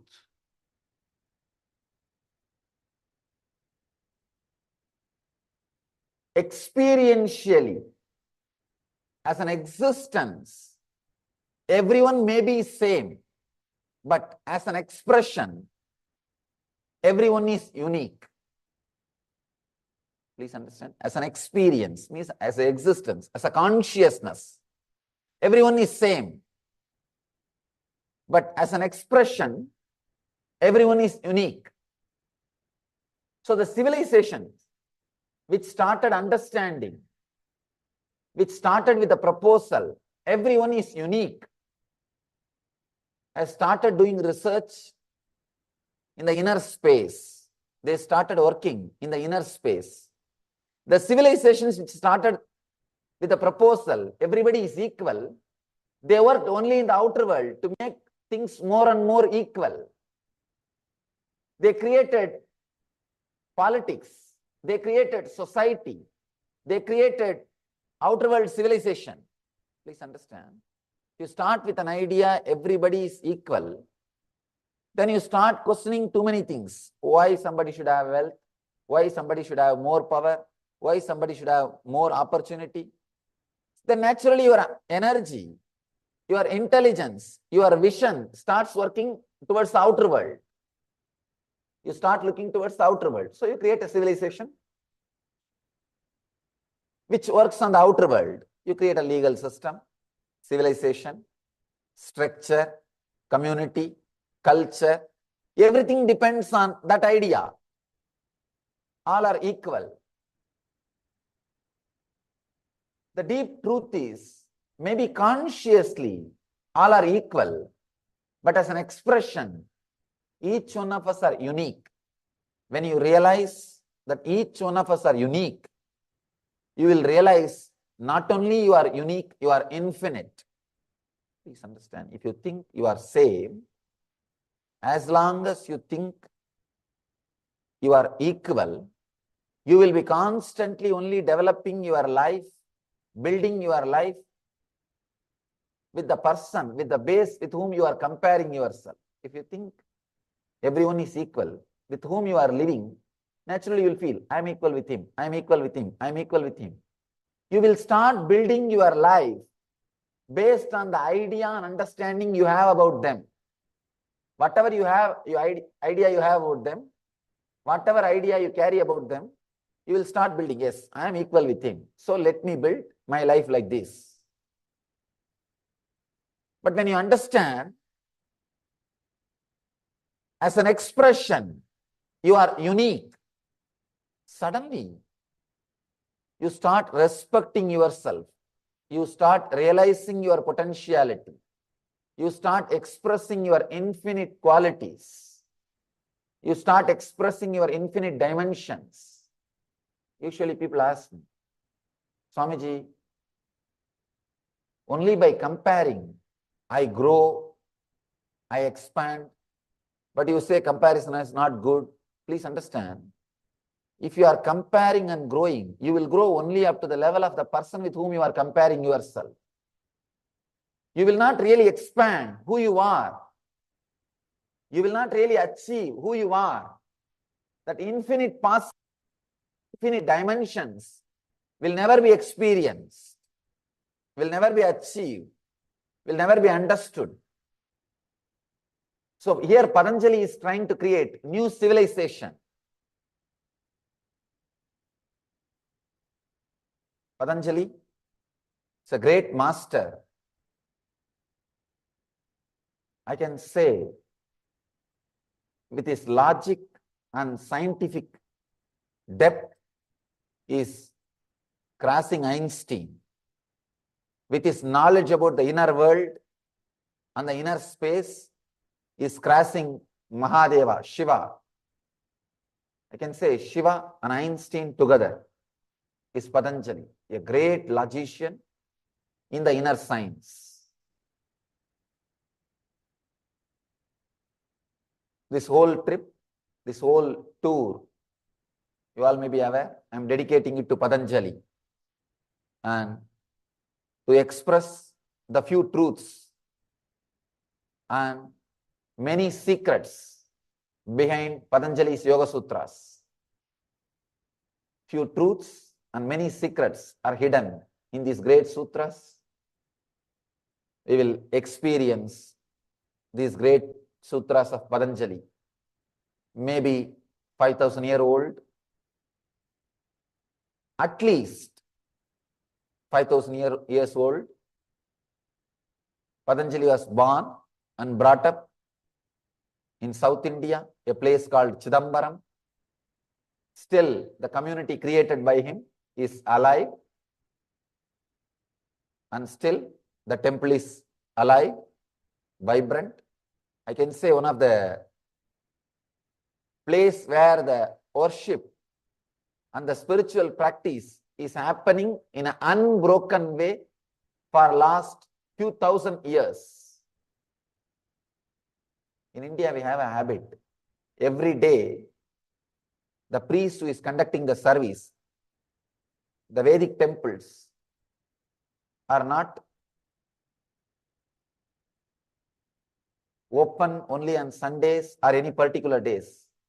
In Vedic temples, the service, worship, meditation, spiritual practice happens every day.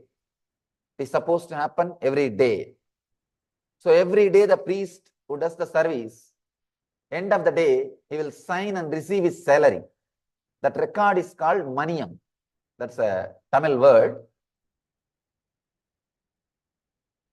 This is the temple which has longest record of Maniyam, something like more than 4,000 years of record. They have unbroken record that every day worship was going on. The thing is, in India, so many cultural invasions happened. So many different civilizations came. So many different religious wars happened, internally and from external. But throughout, somehow they maintained. Means the inspiration created by Patanjali is still alive. The sutras created by Patanjali is still alive. The sutras are preserved without any interpolations in its pure form as uttered by Patanjali. That is why I decided to speak on the sutras. It's such a powerful technique. It can enrich our life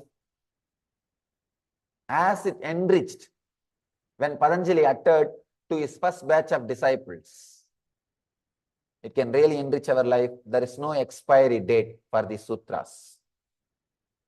There is no expiration date. They are so alive, so powerful. If you understand, in the consciousness, you are same. All of us are same. As a soul, as a cosmic consciousness, all of us are same. But as an expression, all of us are unique. If you understand this truth, you will go inside and start experiencing the sameness in your inner space. So the Vedic civilization started with this understanding. We are all same as consciousness, but we are unique as expression. In the sutra, Patanjali is trying to reveal some of the great secrets why we are unique in our expressions, why you think the way you think, why you walk the way you walk, why you talk the way you talk, why you do things the way you do things. He is giving us the secret. With this secret, we can handle, live, manipulate our life as we want. Please understand, if you understand this one sutra and internalize, you will be God at least for your life. At least for your life. You will be God at least for your life. Let me enter into the sutra. This is the 19th sutra. Very powerful sutra. Bhava pratyaya videha prakriti layanam.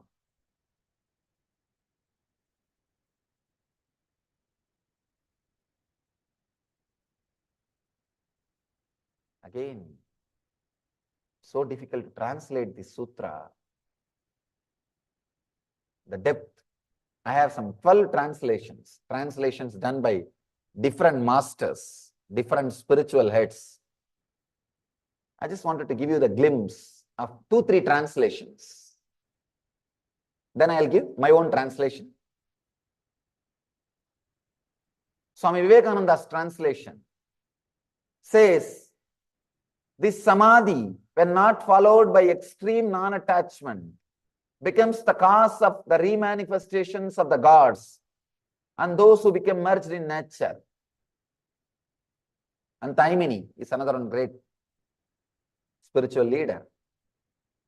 Of those who are Videgas and Prakritilayas, birth is the cause. That is his translation. And then there is another one, Swami Sachidananda, his translation.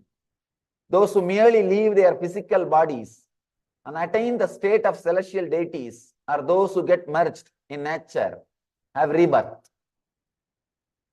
Same sutra, different translation. If you don't understand the sutra, Don't bother. I've read out the translation for the sake of record. Even I can't understand directly by reading translation. I know for sure you can't understand.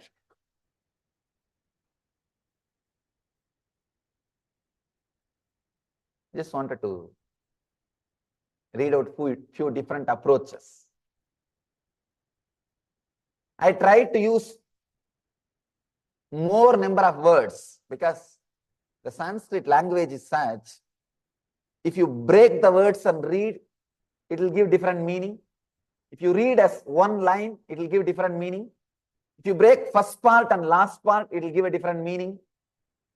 I tried to cover 2-3 meaning in my translation by using more words.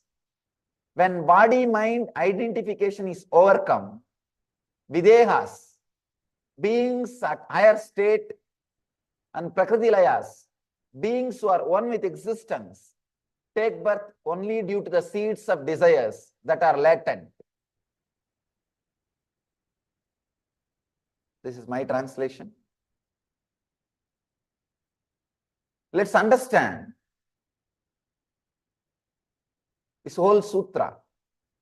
Bhava pratyayo videha prakritilayanam. You can't literally understand this sutra. You need to completely look inside. That is why traditionally,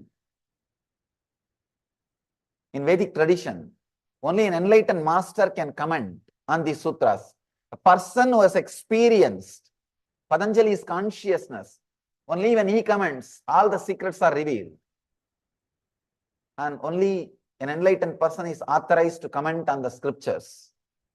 Otherwise, he can only read and recite the commentaries written by earlier enlightened masters.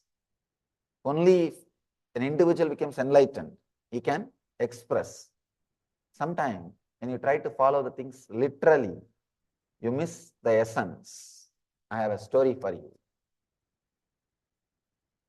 A man came home from work and noticed that his father seemed to be avoiding the grandchildren. What is the problem? He asked. Normally, you love playing with them. The old man whisked a medicine prescription from his pocket and said, read that label. That is why. The son took the bottle and read the label. Take 2 pills a day, keep away from children.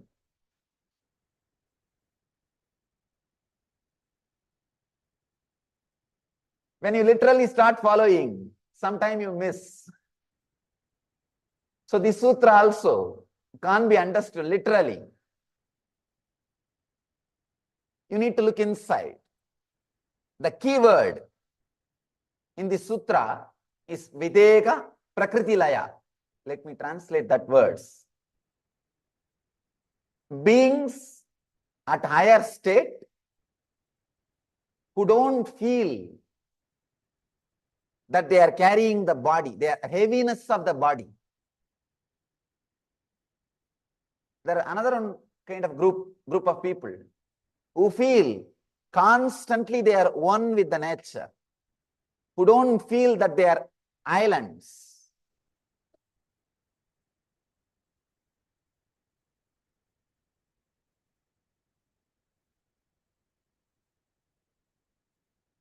When I say you are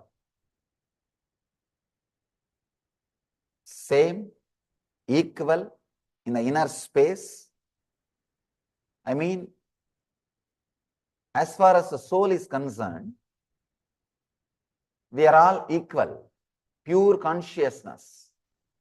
But when it comes to the expression, your body, your mind, your intelligence, your understanding, you are unique. What makes us unique? Here, Patanjali is describing, very beautifully is describing. When body-mind identification is overcome, videhas, beings at higher state, prakritilayas, beings who are one with existence, take birth only due to the seeds of desires that are latent. What makes us unique is our engraved memories. Please understand, engraved memories, samskaras.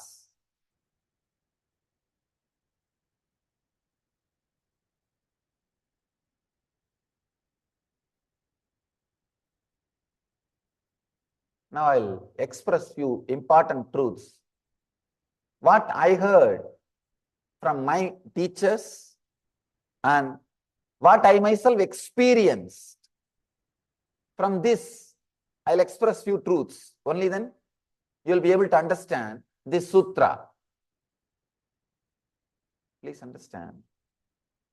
When an enlightened being comments on the sutras, not only he comments on the sutra, he reveals an important secrets of life. The first important secret, important thing we need to understand, whether we believe it or not, accept it or not, again and again and again, we are going through this birth and death cycle. Maybe little difficult for a logical mind to understand, especially if you are born and brought up in a different tradition. First thing, we carry a blueprint about our life inside us. We may change bodies, but that blueprint continues to be carried by us. You continue to carry that blueprint. You continue to live with that blueprint. Whenever you get some strong experiences from the life, either pleasure or pain, you try to change, alter, redesign, work with that blueprint. But when that strong experience is forgotten, again, you are away from the blueprint, you start spending more time with the outer world. Very rarely, some strong joy or painful experiences reminds us we are responsible for everything. Those few strong experiences is what I call life teaching you. See, you don't accept a living master that easily. It's very difficult to sit in front of a person who is also a man with human body and flesh and listening to him. It's very difficult, especially a young man like me. It's a little more difficult. And I do have a big problem. Wherever I go, see, in our field, age is respected. And people come and tell me, my spiritual seeking is more than your age. I tell them what to do. Anyhow, it's very difficult to listen. I also understand. To a man who is sitting in front of you, how can he know about life more than me? Naturally, a logical mind will question. That is why the whole cosmos it has a system. The life itself will teach you. Life itself teaches you. I've seen many times, especially in this country, these NRI kids will be brought. These parents, they won't keep quiet. They will bring their kids. And when they come near me after the lecture, usually for darshan, they will force the kids, hey, bend and touch his feet. I'll tell them, it's okay, don't disturb them. And these guys also won't bend. There's a big problem. And the fight will go on in front of me only. It will be very embarrassing for me. Either they should have finished their fight there itself, and they should be very clear. You will not force me, and I will not touch. Or you should be very clear, no, I am going to touch, you don't need to tell me. Something should have been convinced. Some understanding should have come. But they'll come here only and the fight will start. I'll feel very embarrassed. Sometimes, what to do? Because if I say it's okay, please move, then the parents feel, no, Swamiji did not bless my kid. And they think it's inauspicious. And there is nothing like inauspicious or auspicious. After all, respect is in the heart. Many times I have seen these kids who don't bend, they are more honest and straightforward. And if they feel whatever is truth I am saying, they will go and live it. If they don't feel, don't understand, they will just leave it. But these guys, many times who bend, will not practice. They worship, will not follow. Sometimes people who follow may not worship. That is different. So it's two different things. I always prefer people who follow than people who worship. But the fight will go on in front of me. Sometimes these guys, there are one group which neither follows nor worships. Just because the parents force, they come here and they look this up and down. And they ask, you look almost like me only. What is there? They just, I never tell anything. I just think in the mind, all right, fellow, get married. I have seen, in 1 year, that guy will get married. Second trip, when I come to the same city, that guy will be so polite, humble, and no parents need to tell. He will come and do complete Sashtanga Namaskar. Now I know what I can't teach, life has taught. Many times, 10 years of enlightened master's training is equal to 1 year of wife training.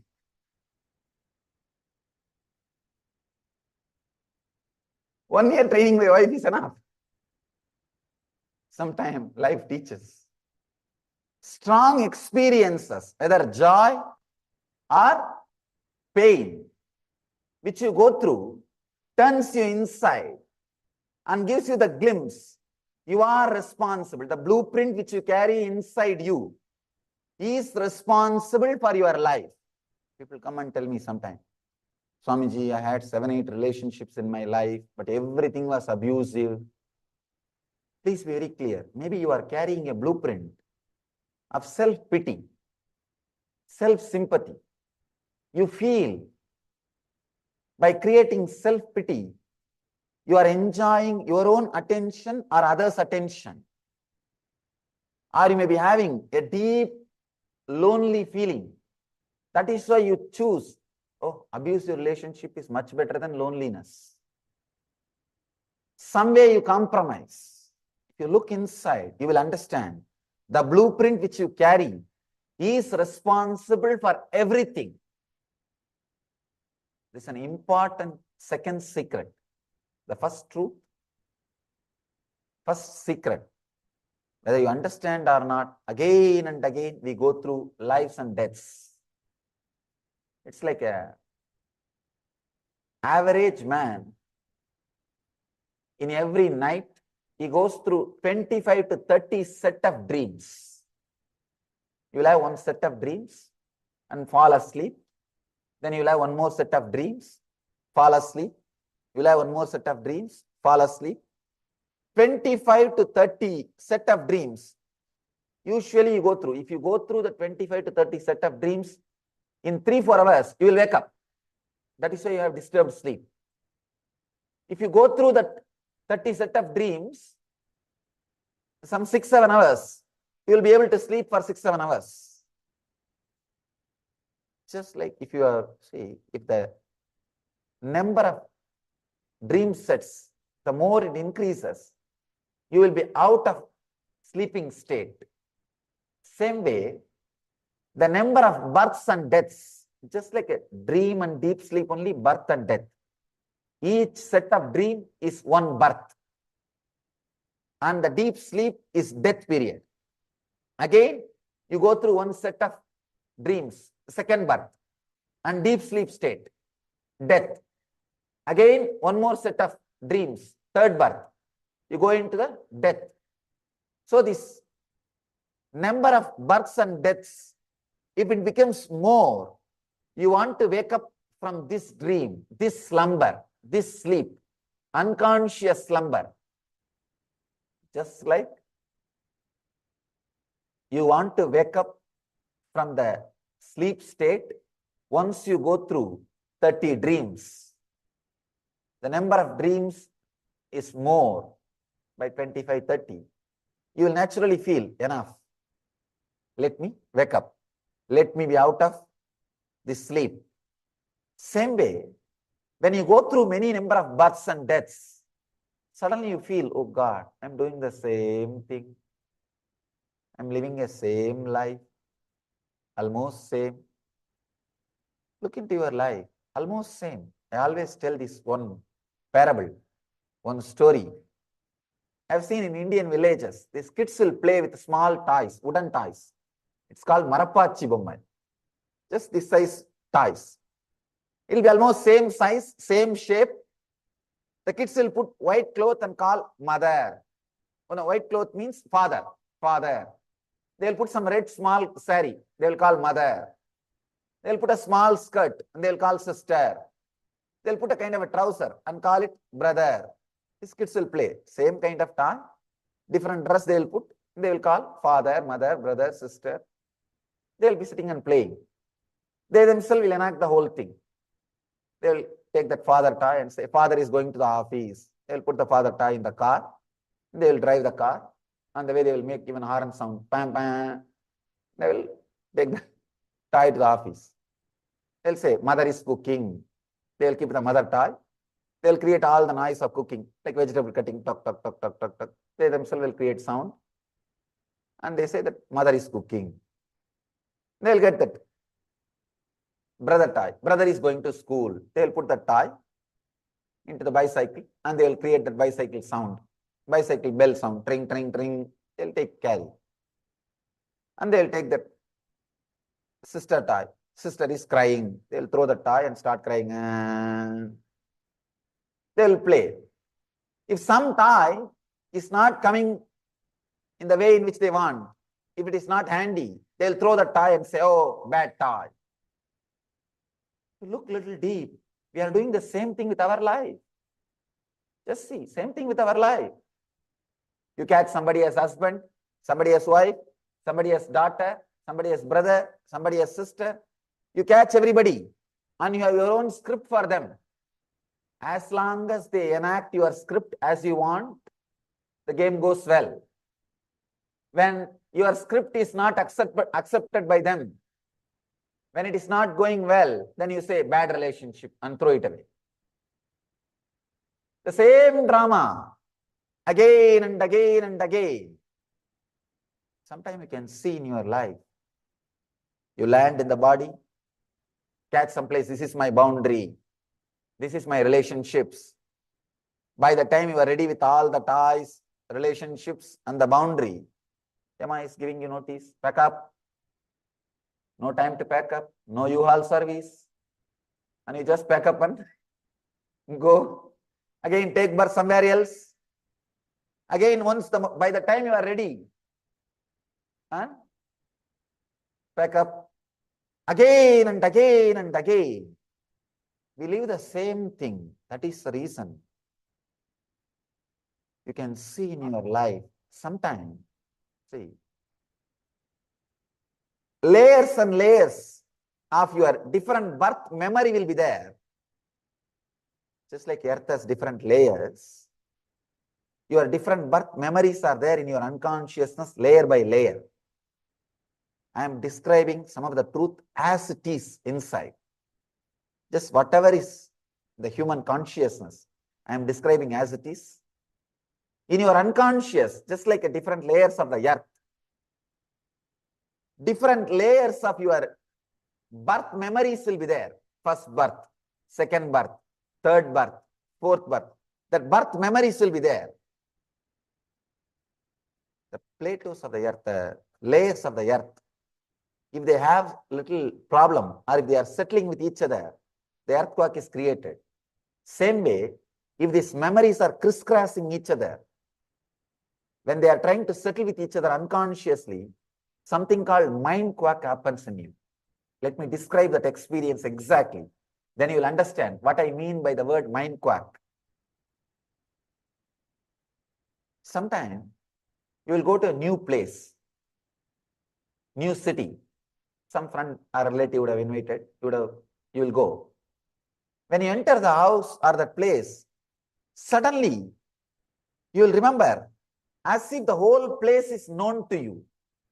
You know thoroughly where, which room is there, where restroom is there, where kitchen is there, where the antiques are there, where what gifts items are there. Suddenly in one flash, you know the whole thing. When you walk inside, you will see that exactly things are as you saw inside. Sometime in the parties, when you are dancing, suddenly one thought will come. In next 10 minutes, some person is going to come, particular person, or something is going to happen. In next 10 minutes, you will see exactly that happening. Exactly that happening. How many of you had this kind of experience at least once in your life? Raise your hand. Oh God. Please raise your hand fully. Just wanted to see. Others, please just look around. You see, if it happens in one person's life once, we can say coincidence. We can brush it aside. That's a poor word. We can brush it aside. If it is happening in so many persons' lives, so many times, how can this be called as coincidence? You can't brush it aside as coincidence. No. Those few moments that mind quack is happening means the different layers of your memory is crashing with each other. Many times I had that same kind of experiences. Sometimes when I see some person, I know for sure that I know him for quite a long time. But first time he will be seeing me. And he also has that same experience. He knows me for quite a long time.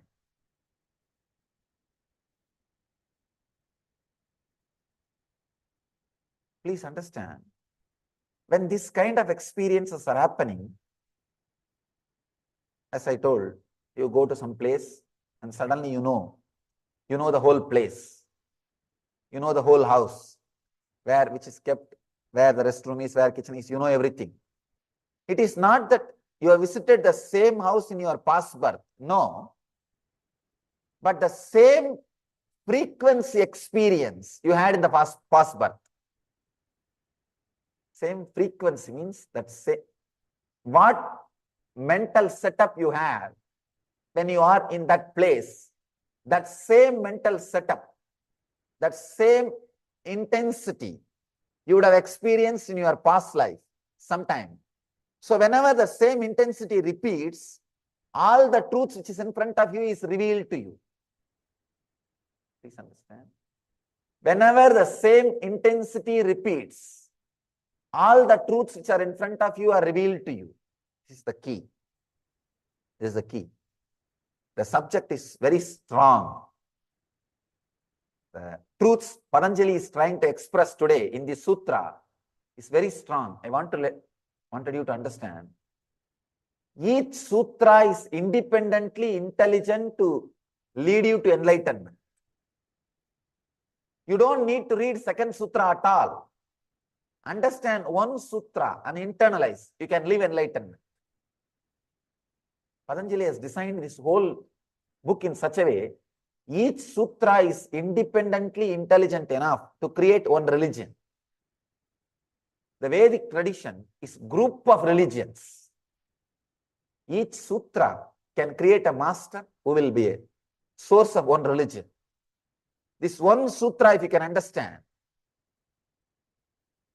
you are liberated from whatever the difficulties and complications you are carrying inside this moment. This moment, you can be liberated. So many important deep secrets Patanjali is offering in this one sutra. First thing, we again and again take birth. Second important thing, the blueprint which we carry inside us is responsible for our whole life. That is what I call engraved memories. Very loosely, we call karma.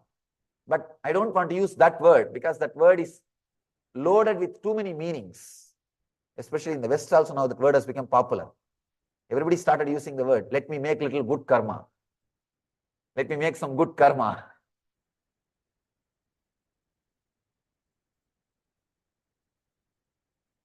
Engraved memory, samskara is the right word I wanted to use. That is the reason for our uniqueness. If you understand you are unique and look into your samskaras, please understand, as long as you think you are same, all are equal, we will be continuously fighting with others. You will be continuously fighting with others. Naturally, you will ask, when you see any person, we are all equal. Why should you have this? Why not me? Why should you have this? Why not me? Why should I have this? Why not you? Either health or wealth or relationship, name and fame. In everything, you will start comparing and the fight will be going on. But if you understand you are unique, suddenly you start looking inside. You start looking your samskaras, your engrams. Person who thinks everybody is equal starts looking outer world to make everything equal, which never happens. Which never happens. Even after death, it will never be equal. Maybe even after death, things will never be equal, because the cremation going to be in different places, different way. This country you have insurance also for that. Different casket, different way of cremation. And even I heard that there are premium plats available. The mountain view plats where you can rest forever. Anyhow, even after death, things are not going to become equal. So you will be constantly looking in the outer world and fighting.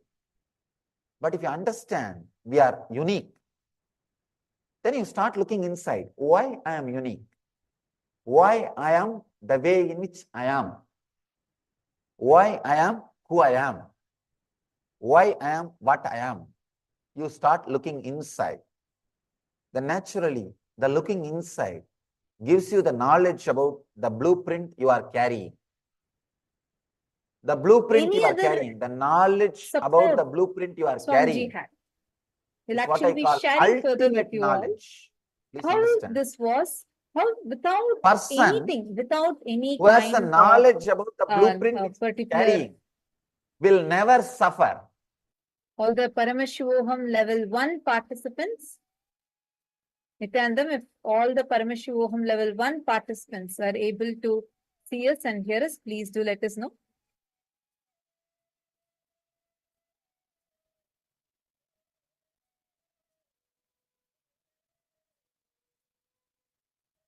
Nithyanandam, to all the Paramashivoham level 1 participants.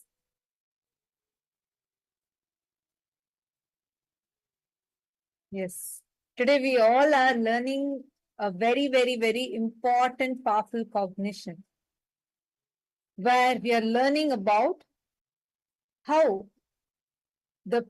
being perfect, the perfectionism should never stop you from taking an action. Do not feel stuck. Stop feeling stuck. Actually, as I was listening to the session, I myself felt like I had so many clicks. And literally each time we listen to this particular session and the way how Swamiji explains this, you'll get so many solutions and you will be able to find out where in so many areas of your own life, you're stuck with this pattern. How many of you found it helpful? Can I request all the participants to please come on camera? Satya Srinivas and Ramani Devi, Amanta Ramson, Dr. Vishwaja. I request all of you, please kindly come on camera. Mihri Nithyanandam, Shunyu, Ma Sangeeta, Ma Jnana Prakashini. Can I request all of you, please kindly come on camera? We are just very, very, very short time away from darshan. Very soon, we are going to be experiencing Swamiji's darshan. Okay, I just wanted to explain once again to what Ma Gokila had asked. She said, I feel perfectionism is integrity. Yes, perfectionism is integrity, but Meaning you want to be authentic, you want to be perfect. There's nothing wrong in wanting to be perfect. But do you see so many times in our life, I can very clearly see this. Many times in the name of, oh, I need to have this ready, or that particular thing ready. Only then I can start my work. I really want to do this project in the most perfect way possible. I really know I have the capacity to do it. I want to get all these things organized first. I want to put my timeline first. I want to get people who can be a part of this project. I want to have the right kind of infrastructure ready. Then I will do it. Honestly, till date, every time I take that decision, I've always only seen that I postpone. How many of you are able to relate to this? Whenever you take such a decision,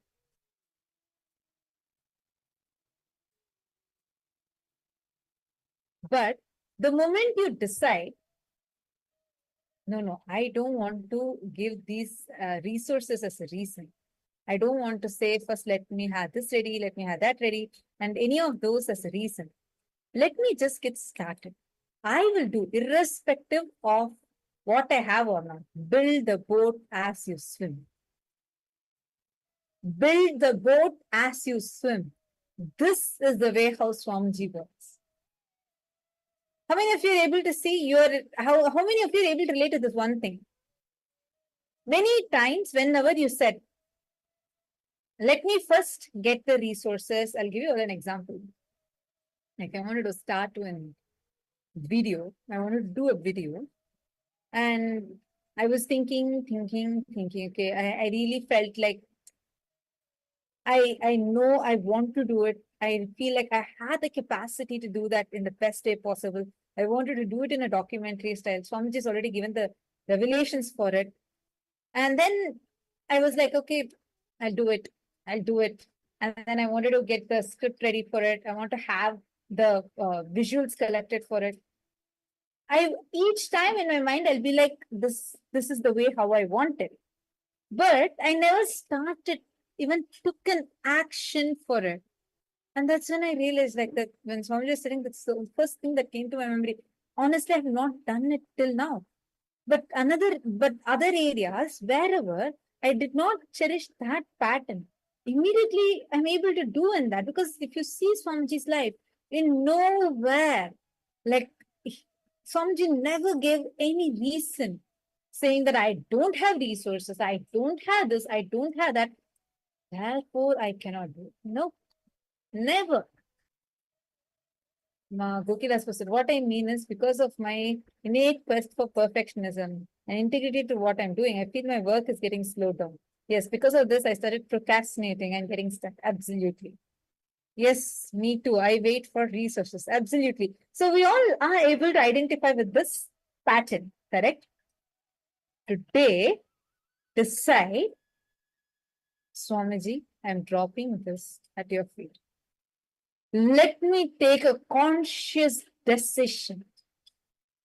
No matter what, I will not stop Paramashiva's Ananda Tandava in my life.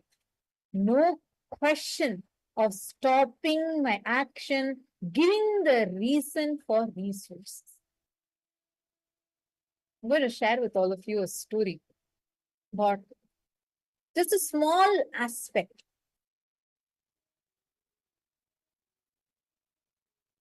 of how this can be very easily possible in your life. I request all the participants to quickly settle down.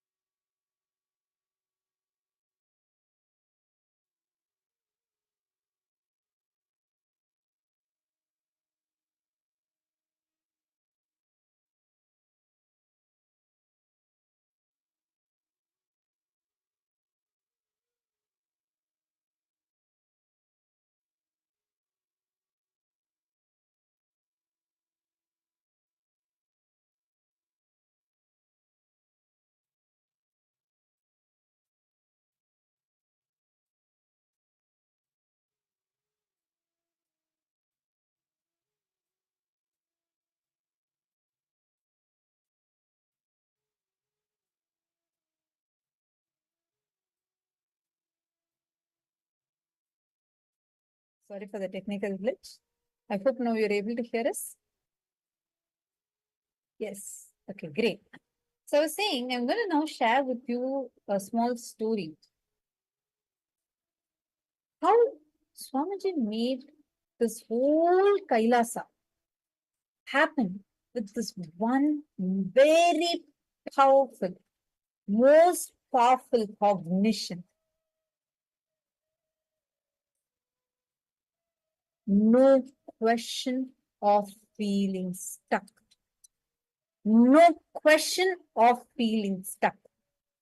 All the participants in Kailasa San Jose, Kailasa Toronto, I request all of you to please come and settle down in front of the camera. We are going to be entering into the darshan very soon.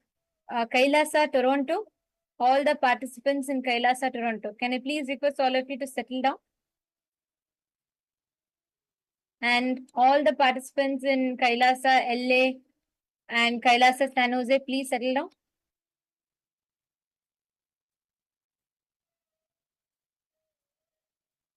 Yes. Kailasa Toronto, Aya, could you please post the names of the people that are there? Who are the people? Could you both post your names?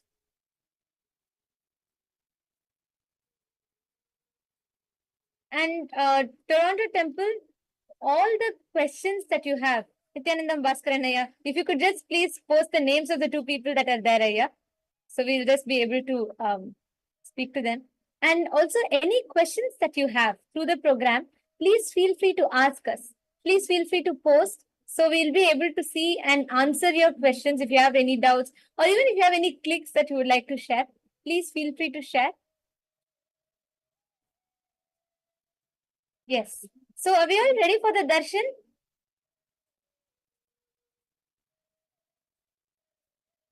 All the participants here. Today, Swamiji is going to be initiating us. He is going to be giving us this most powerful, the most ultimate initiation. The initiation to be able to experience, the initiation to be able to see, experience the liberating principalic action, the Mukti Tattva, Ananda Tadava of Nataraja. This is, we are all going to be experiencing and receiving this initiation today. I request all the participants, all the participants from Paramashivoham level 1, level 2 and level 3, all of you to settle down.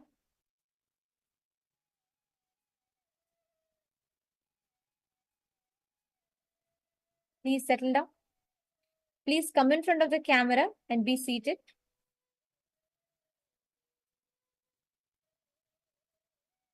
Yes, I see still many of you are not in the camera. Can I please request all the participants to come in the camera, please? The darshan will be starting very, very soon. And I request all the participants to please settle down in the camera. Paramashivoham level 1 participants, Ma Adrian White, Ma Mikri, Ma E Jan Lee, Ma Wong Jung Ji, and Ma Chuang, Sangeeta Ma Nithyananda, Pragnya, and Ma Sangeeta. If you had already completed 21 days of level 1, Ma, please join level 2. So you can learn the advanced portions of what Swamiji has revealed. And then once you complete level 2, join level 3. So if you have completed level 1 already, you can join level 2. So you will be able to experience more in-depth experiences of what Swamiji has revealed. And I also see someone called iPhone, and I also saw someone called Paramashiva named in the Zoom. Please do not put any other name, put your names. These are all security protocols. So please, can I request everyone to please rename yourself?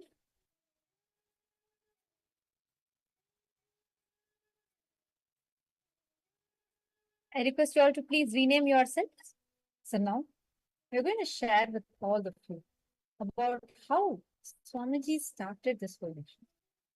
When Swamiji was 16 years old, Swamiji left from his home, and wandered the length and breadth of modern day India with barefoot, having nothing else, carrying no possession with him.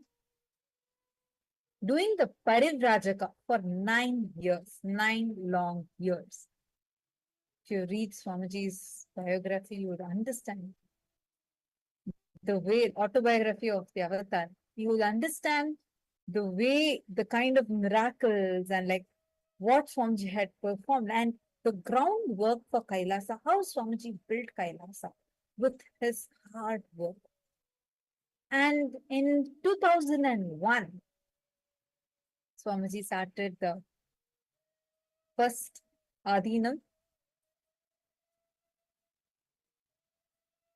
And you all can see here, this is where Swamiji started the very first Adhinam.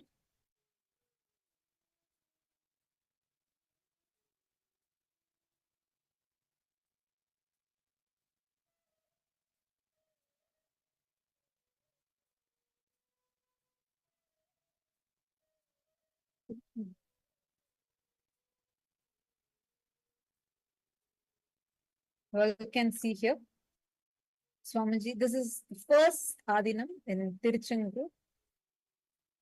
And Swamiji himself personally laid the bricks of this place and built a small hut, a shelter, just a small hut, and started working on one by one, giving them healing and blessing them, causing so many miracles.